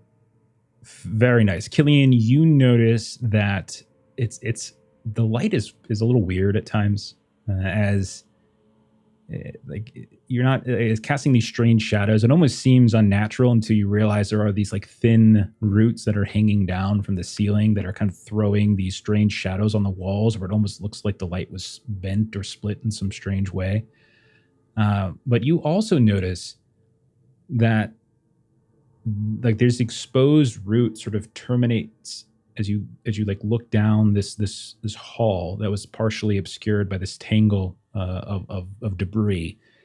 There's a 5-way juncture not too far away from where you're looking, and it almost looks like the way the route that you're following from the room with the portraits towards that juncture, maybe about 10 feet away as the light shines down the walls, it almost looks like an arm ending in a hand in some way, as it's sort of splayed out, like fingers going in different directions, and you being like where the wrist meets hand, meets palm. I'll draw my knife out and I'll say, "Stay sharp, folks," as I point down the way and towards that hand. And Pema also succeeded in that, not as well as Killian. When we see that it's an arm and a hand, I have to ask, does it look like a left-handed arm and a hand? That's a great question. It does indeed. At least it's hard to tell, obviously, palm from top, but the way you're looking at it, at least the orientation, the thumb looks in the position of an upturned left hand. Mr. Tidwell, your hypothesis appears at this point at least to correlate with what we are seeing here. Even a broken clock is right twice a day.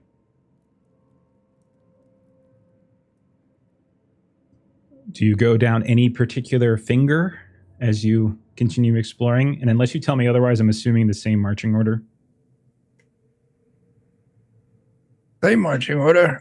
Let's start with the thumb. Okay. Is that Joseph. the leftmost one in this situation? Yeah, so so left palm, so the Yeah. thumb would be on the left. Yeah. Oh, So it's you- left. Always You go moved. left. Absolutely. That's how I planned this.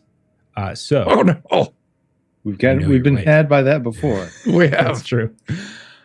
Joseph, you lead the way and you get into a room that again opens up after a bit of struggling through the roots and debris in the hall.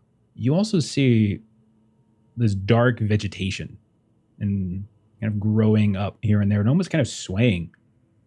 You're not sure if it's a breeze, you're not sure if it's you, but it almost looks like follicles just sort of kind of flickering or moving around, or it almost seems like it's just sort of shifting and moving. And so whenever anyone makes a couple steps in the room, it almost seems to react or just move, but then settles the minute everyone else does. As you're looking around, you notice that there's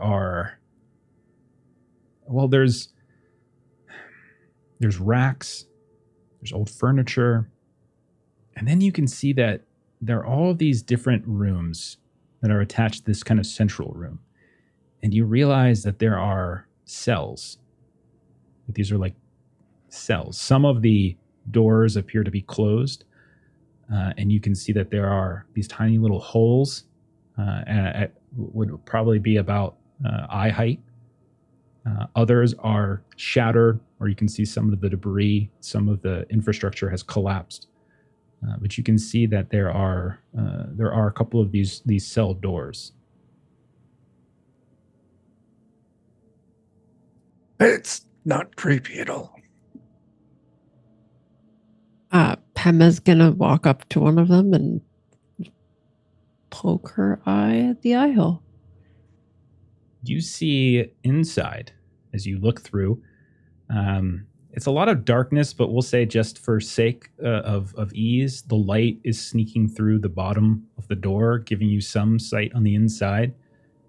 And you can see that there are two skeletons inside. They're chained together. You can tell that one of them appears to be in some kind of dress. The color is very tarnished, but it was probably light of some kind. And there is a veil, like this kind of thin lace veil over top the face. And they seem to be chained together.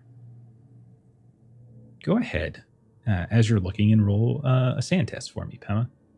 Yep, sure. That Poor Pema. makes sense. It's very creepy to lay my eyes on, and as I have with every other role of this type in this game, I failed. Okay.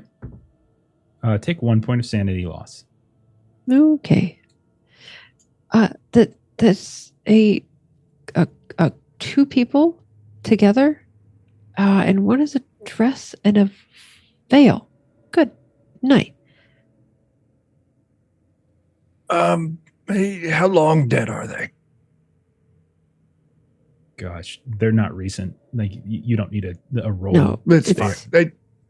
Yes, it's a wonder that there's still fabric there to see, but it has been quite some time. But I must see what. And Pema's gonna like poke her eye in the next hole. You look into the next, and you see that there are more skeletons in here. That like you can see that there's essentially the legs and what looks like the sort of pelvic area are hanging upside down from the ceiling, but the torso, the ribs, part of the spine, the skull have collapsed from the weight and are scattered about on the floor. Others have completely collapsed, and the floor is just this grimy mass of mildew or grime or some sort of black scum and bones. So many bones. Go ahead and roll another sand. Yeah. I mean, I'm appreciate- terribly sorry. Yeah, I I do mean- appreciate you looking. Yeah. That would also be a fail. Dear God. I'm gonna take 3 points of sand. Oh no. Gosh. Sounds Starts. So that one, and there's bones. There's just so many. That adds up to 5 for the day. If there's any particular thing that happens when you lose 5 in one day. So it's at once is what we have to worry about for now. There's other right now, if you lose 5 or more as part of one sanity roll, that's what we'll concern ourselves with. So right now you're okay. There's Okay, another and she'll one just kind that's- yeah, there's another rule that I can't remember, but you haven't hit it yet, I don't think. And she'll just step back and be like, so yes, that one, lots of bones and things. If anyone else wants to, stick their eyes in the holes and look through, it's fine. Someone else can do that too. It doesn't just have to be me, Absolutely. I'll admit, I'm curious. Gonna take a look. Wait just a moment. Do we have to look in all of these holes? We're here to investigate. Why would we not put our eyes through all of the eye holes? Well, I mean, they wouldn't put them there for us to not look through it. How many are left? Look, You're you're an expert of human studies. You intact. always handle all the holes. Oh, well, only with I get consent. that joke. But thing is, we are here to try and recover the simulacrum. Now, once we have done what we decided to do at the 4, then we can go. We can go with what comes up later. Yes, if this were some sort of movie or play, we should focus on the 4 play rather than what's in front of us right now. So I would just say, Tidwell, we are should you find poking the- your eye through that hole? Yeah. He's listening, but he's like, that's a fine point, Killian. I agree with you. Are you looking through a different one, or are you looking through the same The one? same that Emma ones. looked through? Okay. So you look through both of them, but Joseph, the thing is like you have that talent, and I don't think necessarily that seeing old skeletons is necessarily going to trigger anything here. I think he's hardened. Yeah, they're certainly gross to look at and unsettling, and you can probably see how somebody else would have trouble with it. But you've seen some things in your life, and it doesn't necessarily bother you as much. Emma, I have to agree. That was very unpleasant to look at. I am curious why this room has people hung up, very miserable way to die. These people sitting here pleasantly, maybe is that a groom? I'm not sure. Maybe it is. I Bride. don't. What? Well, sometimes it is hard to discern a pattern with only 2 points of information. So perhaps if we had information on the third, we could better discern what the pattern is. Perhaps. I volunteer. Maybe. Oh, it's fine. Thank you. You can. Joseph, you look inside and you can see someone stabbed in the likely someone has likely been chained to the wall in sort of spread eagle fashion, except the only thing you see left are the wrists and the hands, these skeletal hands that seem to have been hammered or nailed to a brick in the wall. And the same thing is true of the kind of the ankle area. There looks to have been some kind of collar, like iron collar, attached to the wall as well. But when you look down, you can see there's just a pile of bones down there as well. I recall you making some mention about forms of debauchery and things of that nature, correct? With this fellow's parties. That seems to be a recurring theme here. This one is no better than the last. Oh, so you think this was intended for... I don't know. Well, we did hear that the house was burned down, and it was possible that whoever burned the house down didn't know that there were these areas underneath, and perhaps it was not intended that these people were going to die, and then they were forgotten about. And oh goodness, that's a horrible thought. They may have been involved in some illicit activities that they did not expect to be their last. Yes, exactly. So oh dear. That is the last of the 3 intact cells, and that is all of this room. Do you retreat back to that nexus, the palm, so to speak, where the roots were and all of the different tunnels went? You're just going to kind of go clockwise, basically, the index, the middle. Yes. Okay. As you start pushing down the next path, I'll say, let's see, who's it going to be? It's going to be Grigori. Oh, that's me. Grigori, like Joseph's ahead. You're coming up last. You have light makers on either side, I'm sure.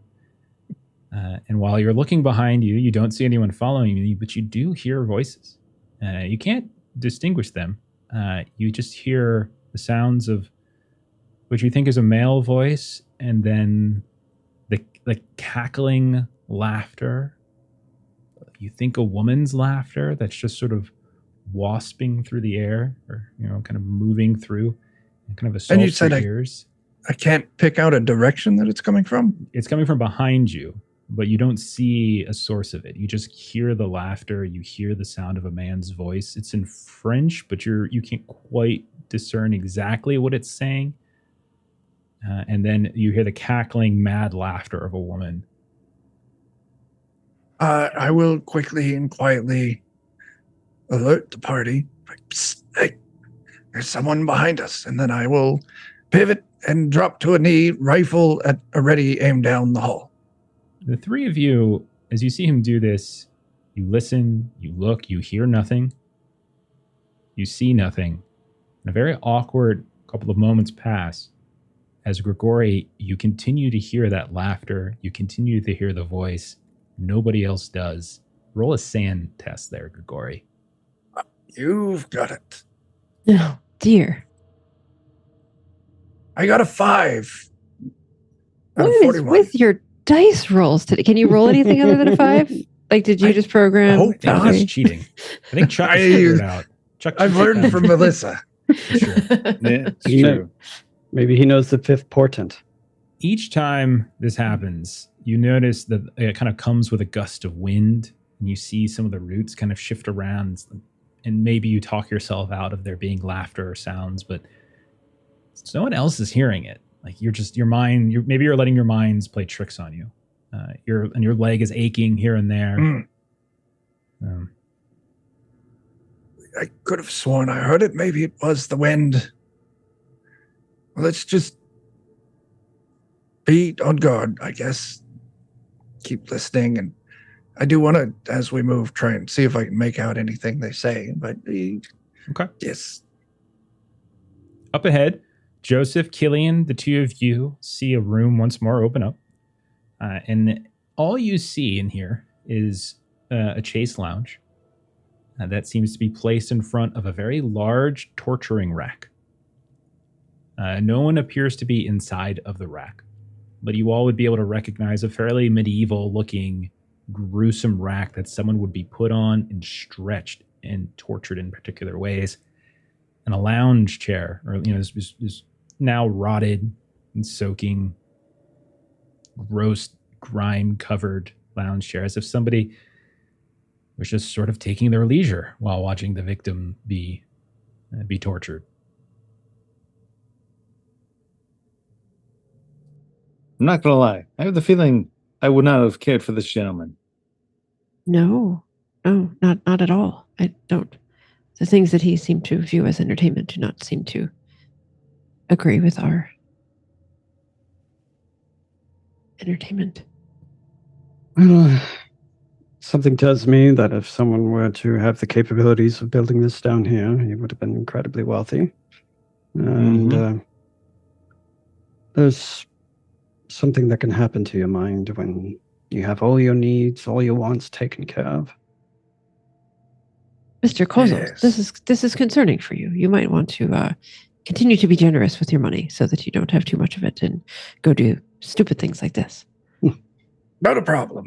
Not a problem. I had a thought, and so this thing we're in is shaped like a palm, correct? That's correct. A left one. That's correct. And the injuries on the people were left ones. That's correct. Mm-hmm. I don't have any more than that. It's just I realized. Well, we've gone down It's the all right left. path. Congratulations, you've beat the game. Figured it out. End credits. It's all right now. So that is where this room ends. Do you once more return to the palm and take the next path? Indeed, we do. Yes. Do I still hear the laughing and talking? It eventually fades. Once you move into this room and then start moving back out, it eventually fades. Oh, real quick. We do need to check that lounge chair's cushions. Sure. Do you? Yes. I don't You like reach that you're ins- rolling dice for this. You reach inside. You feel something kind of moving around and suddenly wrap around your wrist. No. Oh no! Cobras! Nope, What do you want to ropes. do? Retract my hand quickly. You pull your hand back. You feel a little bit of pressure, kind of keeping it in place, but then it wrenches free. All of you hear the sudden tacking as stuff goes flying around the room. And Grigori, you look at your wrist and you see kind of hanging from it, almost looks like the ruined remains of a rosary. You see a handful of these maybe at one point were very nicely kind of carved and sanded and lacquered wooden beads, whereas others are just pinballing themselves all the way around the room. But you have the rest of it hanging on your wrist. No signs of a cross or anything like that, but the beads themselves, yeah. Well, that was scary. Also, revising my theory with these prayer beads now. We're in France. France isn't that far from Spain. Maybe this was a stronghold of the Inquisition. And these were heretics they were torturing. Well, I didn't expect that down here. I know. No one ever does. And there are other cushions, or Mr. Kozel cut all of them open? Just the one. What? Just like he went through the seam where the back meets the, yeah. Pamela's going to take her sword and cut the next cushion.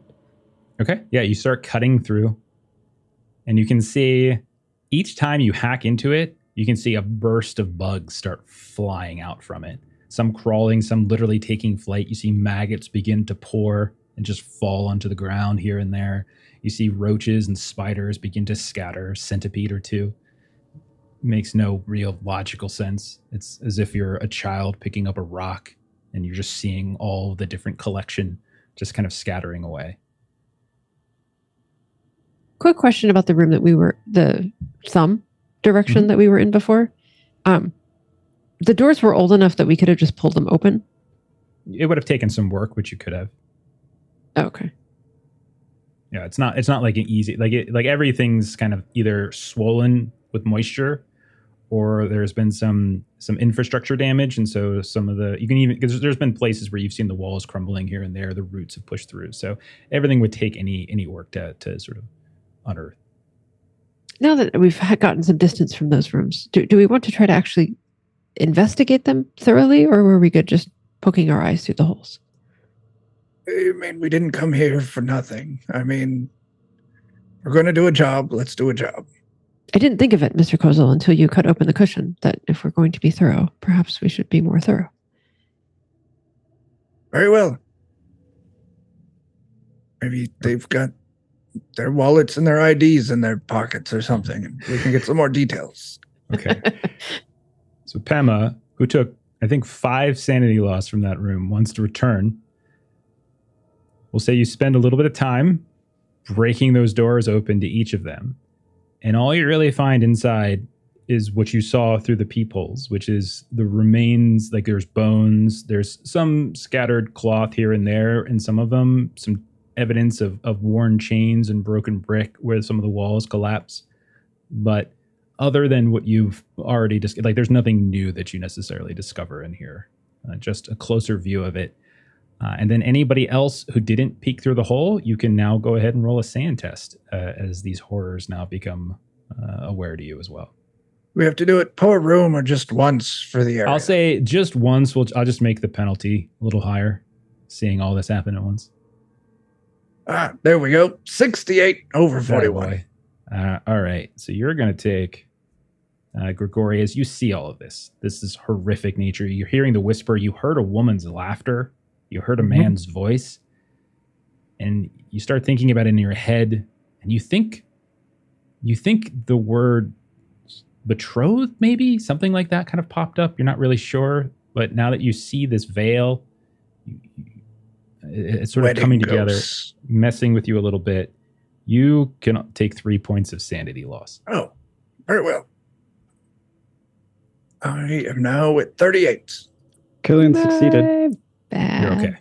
You're okay, so Killian. So yes, the things I heard were the ghosts of these people. You heard their voices.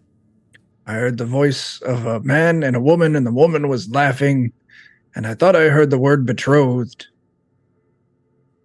Ooh. Ghost wedding. Well, that Can is you all imagine? quite sad.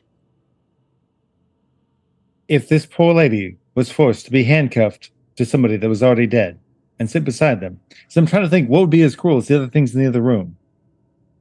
Well, the cruelest thing would be to handcuff the two of them together, newlywed, so they can sit there and slowly watch each other die. Mr. Tidwell, that was the worst thing you could think of. That's Maybe they were distressing. Maybe they were found fornicating before marriage. And that was their punishment, to make them get married in this gruesome way. That I don't like so much. Yeah. I do apologize, Miss Pema. It's a dark world. My head goes to dark places because I like to be prepared mentally before I see worse things. Oh no, this is definitely good. We can't go into these things naive. We will see plenty of evils. There is no judgment. We will. Oh, there's what? How many holies have we been down so far? 2. Middle fingers next. There's 3 more evils to see. So do you? But push the middle down one is likely where we get proper fucked. Do you push down the middle hall? I'd say so, yes. So, as you push in, Joseph, you actually notice that there's light coming from it. This faint glow. Yeah. This light at the end of the tunnel. Oh no, You can, we've died. you can see a faint glow starting to kind of emanate from what you realize now are roses of all sorts of like fantastic colors, like aquamarine, violet, orange, like beautiful bright green. You can see all of these extraordinarily colorful and kind of glowing or illuminated flowers are hanging from these thick rose vines. You notice that there's this oily black sheen that seems to be kind of dripping some kind of black ichor from these long thorns. You can see that the vines have started to grow through the remains of whoever died here, because you can see that they're kind of supporting these bent and twisted skeletons, which you can see are contorted and twisted and tormented in some ways, even in death. You can see flowers are blooming in these empty eye sockets, and the vines have kind of been pulled into the dead into this sort of strange pose in some way.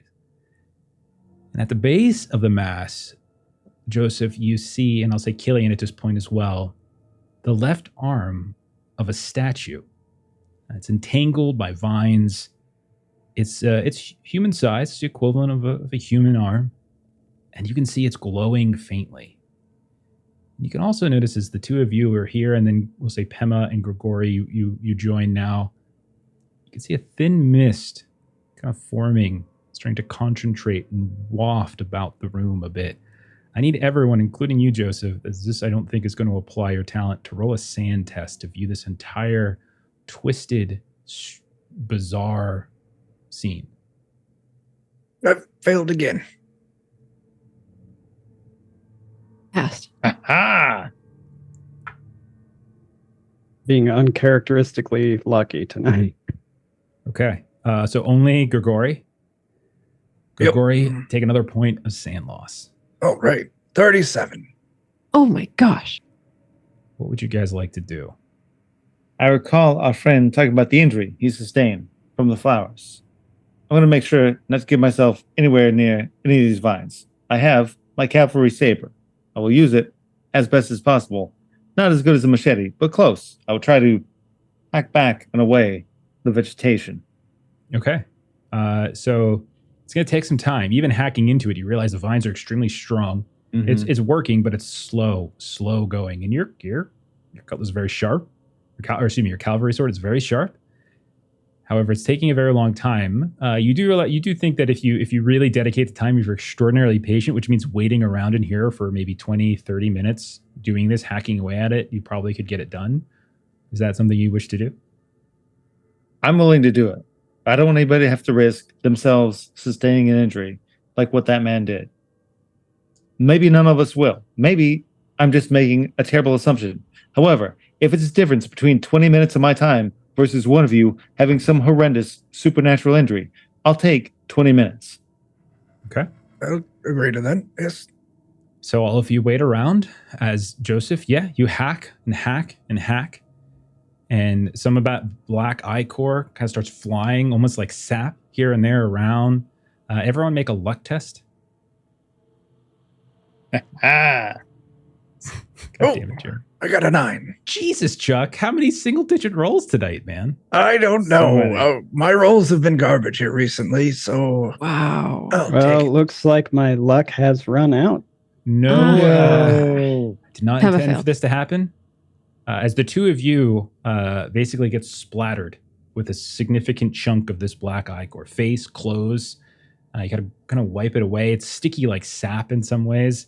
You can see it darkens the skin, almost like it's ink staining your skin for a bit. It doesn't seem to sting or hurt in any way, but it's gross and it's ruining your clothes, and you can feel like this grime now.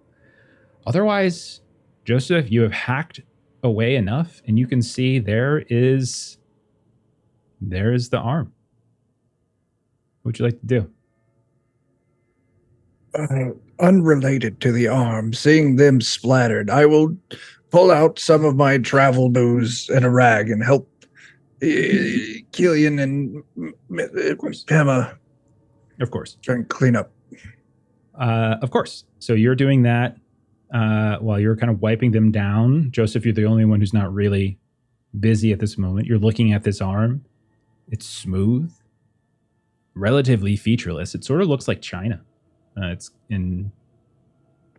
got this sort of repeating pattern of arms. Now that you're looking more closely at it, that can be seen in this, what you think is ceramics. I think we found what we're looking for. Do we have some sort of satchel or sack that we would like to put this in? You found it? Well, it could be a piece of the simulacrum. If a simulacrum is a person, perhaps this arm is the piece.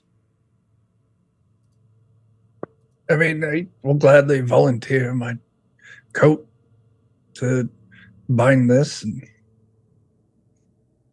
Okay. Grigori, do you like you're going to wrap your coat around it? Or are you just yes. giving your coat to Joseph? That was more my intention. Okay. Like, here you go. Here's the belt. Okay. Wrap it up good. So you do that then, Joseph. You Yeah. wrap. Okay. So you pick it up. As you do, Oh, no. you notice. Well, first, that as you take it away, the room gets a little bit darker as the glow stops. You can see it just sort of fades quite quickly.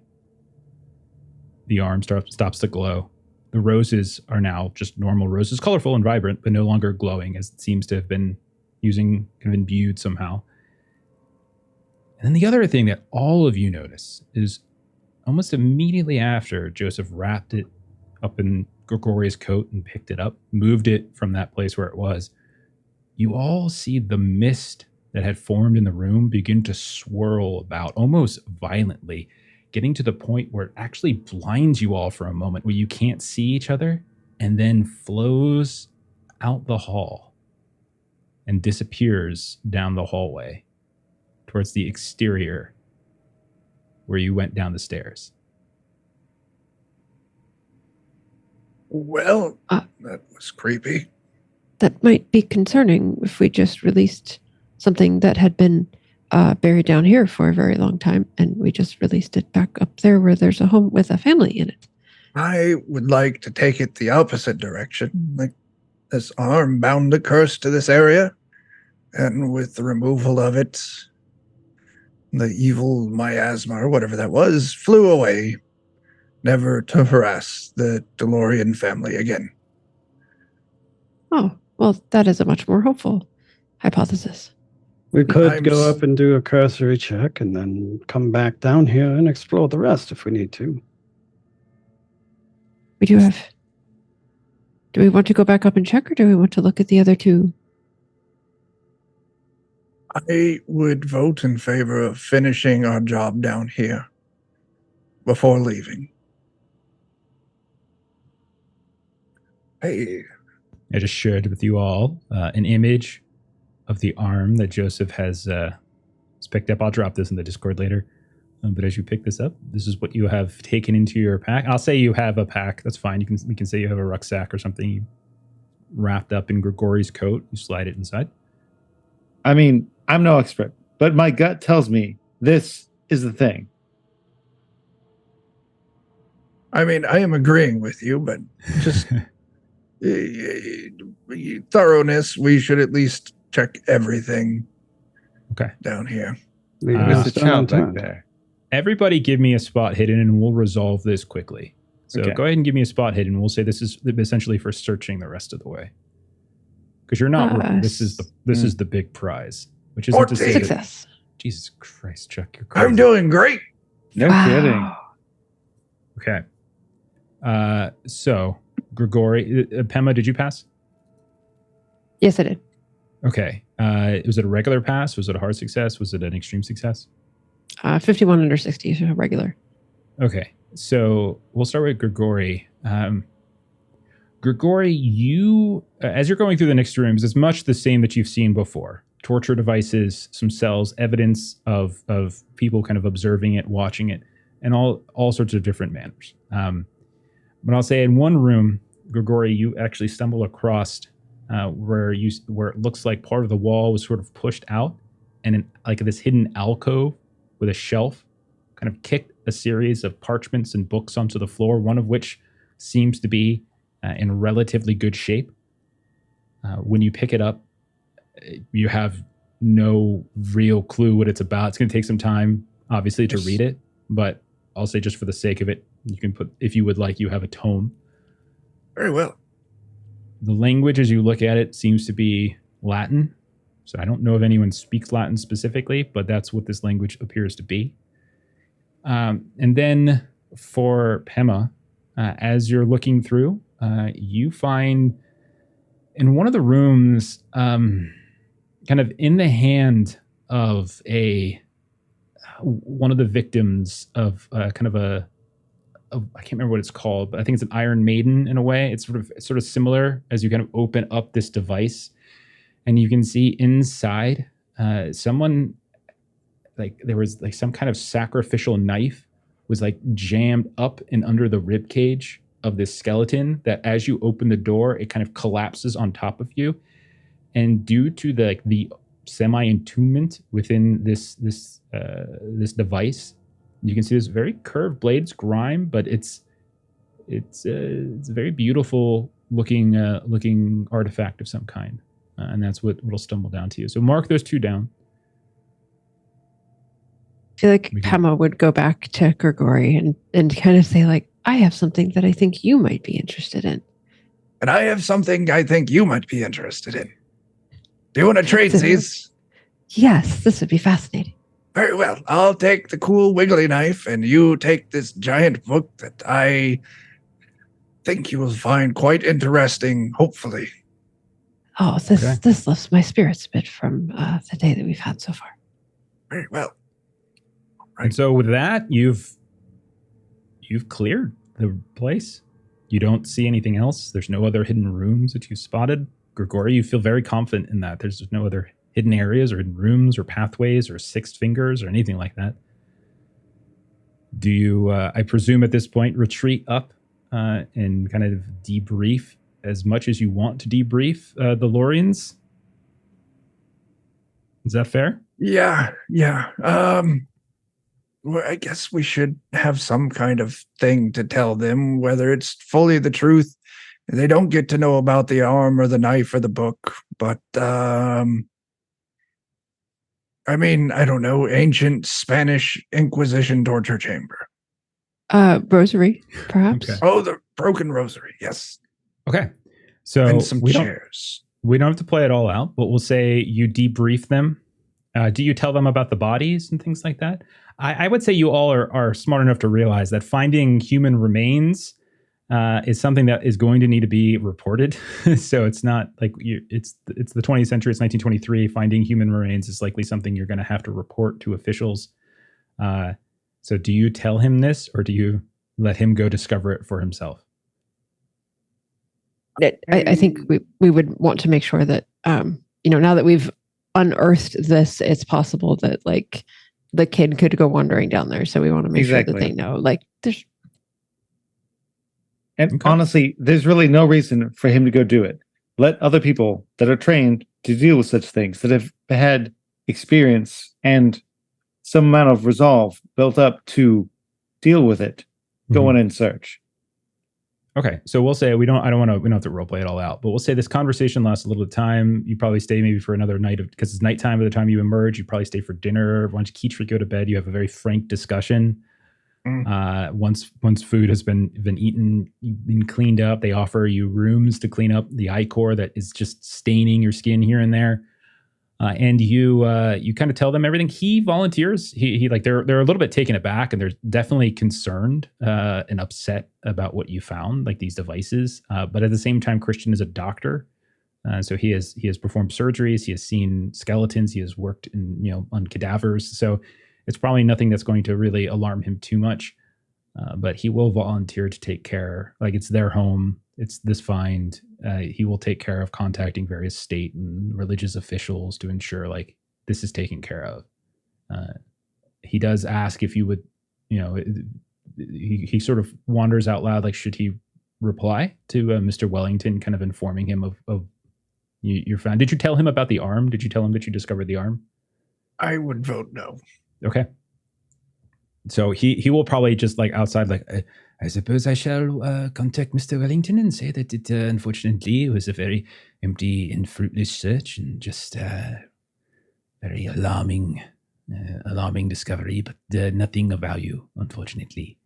I would also ask a favor. If of you course. tell Mr. Wellington of this, please do not share our names with him. Or if you do, share false names. Sometimes in the research of ancient artifacts and treasure hunting, as it may be, some people can take this rather aggressively and seriously. And for our own personal safety, I would hope you could give us that confidence. Are you kind of BSing him, or is Gregory really telling the truth and being earnest here? I'm being earnest here, yes. Okay. If that's the case, no roll. And he's like, certainly, of course. I will leave your names out of it, yes. I appreciate that. Killian is going to like kind of test the waters and like kind of, I don't know exactly how to role play this out, so I'm going to third person it. And we don't have the role play it, yeah. Yeah, just basically see if he would be willing to like listen to like, well, maybe these things that are happening were the dead. You know, they weren't brought to justice, and now that you're reporting it, perhaps things will get better here at home. He is.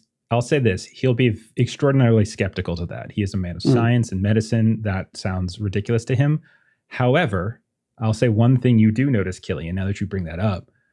You actually notice that Kitri's arm, before she goes off to bed, is no longer beginning to blister and has started to fade. You notice at dinner, picking up teacups, using silverware, Veronique's hand is like her left hand is much more dexterous. You can see like she's not struggling as much, and she seems to have some more movement to her fingers. So there might be something to that, Killian, but he does not he's not going to really entertain those thoughts. He's polite to you, but as a skeptical man of science, he's not one to think of that. Yeah, when he declines that, he kind of lowers his voice and makes suggestion that perhaps people that aren't purely of science would help them to think such things, as he glances over towards the little girl and his wife. And he'll thank you for your courtesy, for your concern, but he will, agree to disagree. Yeah, very politely, very respectfully. We'll say that the dinner ends. He once more drives you home. No more issues with her screaming about the boogeyman. And just as a means to sort of wrap this up a little bit, we'll say that would you all journey back to Paris at this point, now that you have what you've come for? Yes. Is that fair? Okay. So we'll say, screw that lady getting a letter to her husband. Forget that guy. You can ask Christian to do it. Christian is the doctor. Sorry. Yeah. So if you want to do that. Yeah. Yeah, so that's a good idea. Yes, please. Yeah. So you can certainly ask him to do that, and he would be more than happy to make that delivery for you. So that's not an issue. So we'll say then, for the sake of wrapping up, you get on the train the next day. Maybe you spend one more night in the hotel. You pick up the train early in the morning. You're back to Paris by midday. You head back to your hotel. You said you kept your rooms, and you've been gone for a couple of days, but you head back to the Balmoral Hotel. And as you're moving through the lobby, you're kind of flagged down by one of the workers here. Kind of pulls you aside. All of you, but they seem to be specifically interested in speaking with Joseph and Pema. And I'll say that Joseph, I'll say first to Pema, like you can see one of them, Miss Namdek, he reaches kind of, one moment, please. He kind of reaches below, like he's looking for something beneath like his counter. Then he kind of, one moment, goes back into a rear room and returns with what looks like this package. And it's kind of hideous. He's almost like kind of holding it out as if it's not a very, it doesn't look very pretty as he hands it over to you. It doesn't smell or anything, but you can tell it's wrapped up in what looks like discarded or recycled paper of some kind. You can see it's stained and soiled in some way. To Joseph, you can see one of the managers of the hotel pulls you aside. Very professional looking man, very neatly groomed mustache. And he explains, Mr. Tidwell, I am so very sorry. I apologize. Your stay would be completely compensated, of course. But I regret to inform you that in your absence, there was a break-in in your room. We found 3, and you see his face just sort of turns, which was professional a moment ago, like snarls, like, we found 3 hideous waifs, grimy little things off the street, moving about your room, sifting through your things, and we are so very sorry. I will gladly, personally, go with you. We can take inventory of your possessions to ensure that nothing was taken. Unfortunately, they were greasy and quick, and they were not able to be fetched. They got away, and he looks very embarrassed at that. Think nothing of it. There's only so much you can do with a place of this magnitude, this glorious estate. Yes, I'm grateful that you would even take the time to speak with me and come up with me up there. I understand. There is no harm done. There is no ill will, I assure you. Of course. And let me say, your French is quite good. Quite good. I've heard reports that it was not, but you sound like Parisian.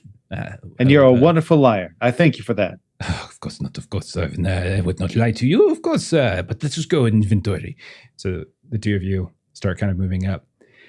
And then finally, we'll turn to Killian Grigori as you're waiting around, as no one specifically calls your attention. But you do, as you're sitting there, notice that there is a man sitting in the lobby. He's got a newspaper unfurled. You can see that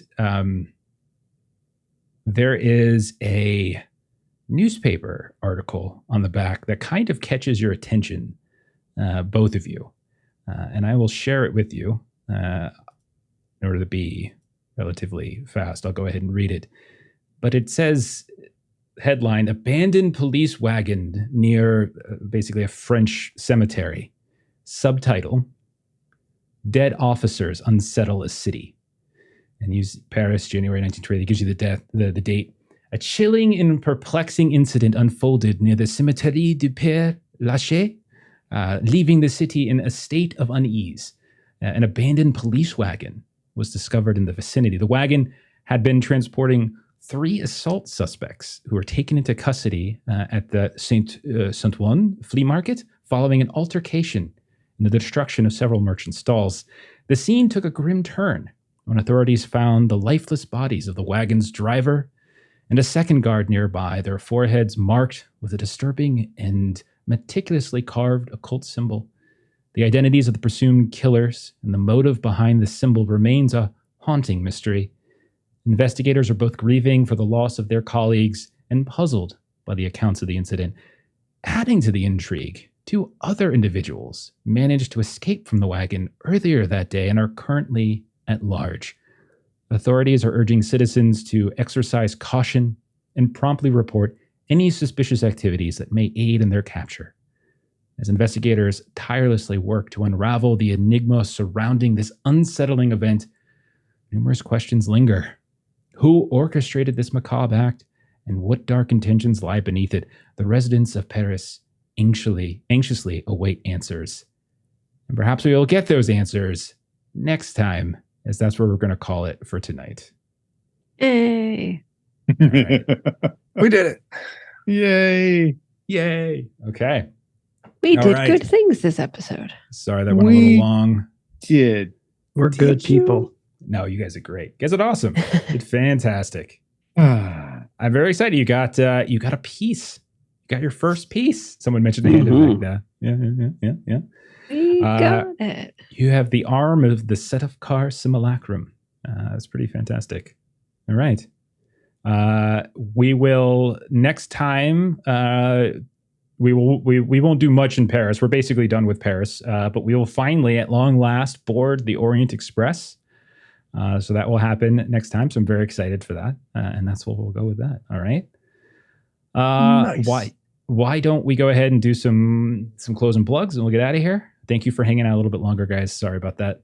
I wanted to finish that little crawl. Yeah, no, I like that. Agreed. So Jeremy, can you tell us about this Patreon of yours? Yeah, I'm release on Patreon. Comics, maps, tokens, other fun stuff. Check it out.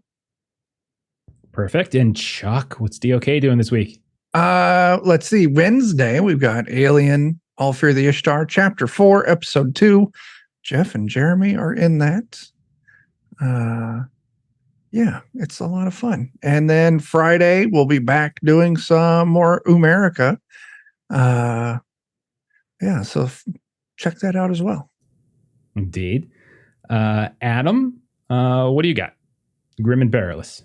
Yep, grimandperilous.com. That's where you can find us. If you want to get your hands on some of the Zweihander books that are out there and support the studio at the same time, you can do that.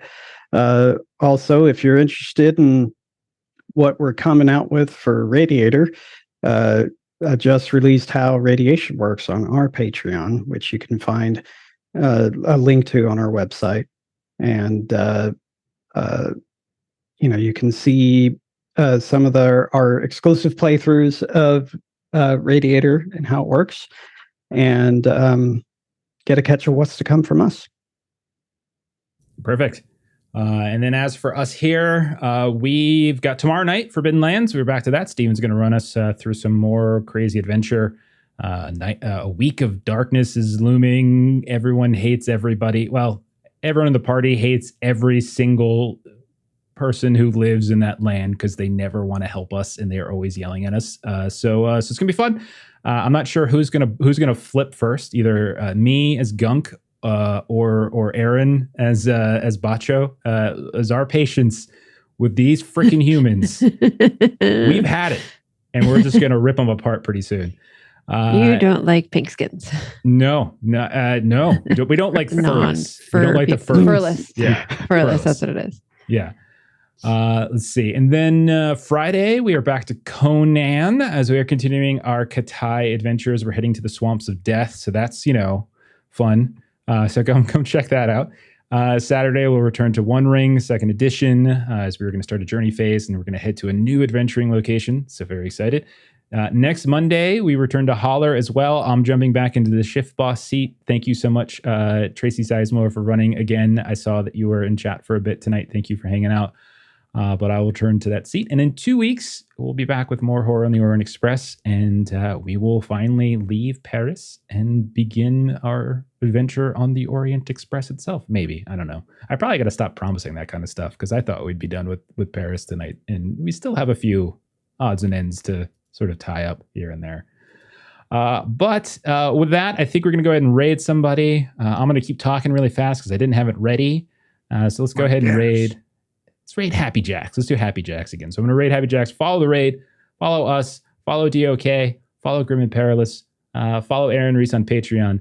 And we'll see you all later. Have a great week. Bye-bye. Goodbye. Bye.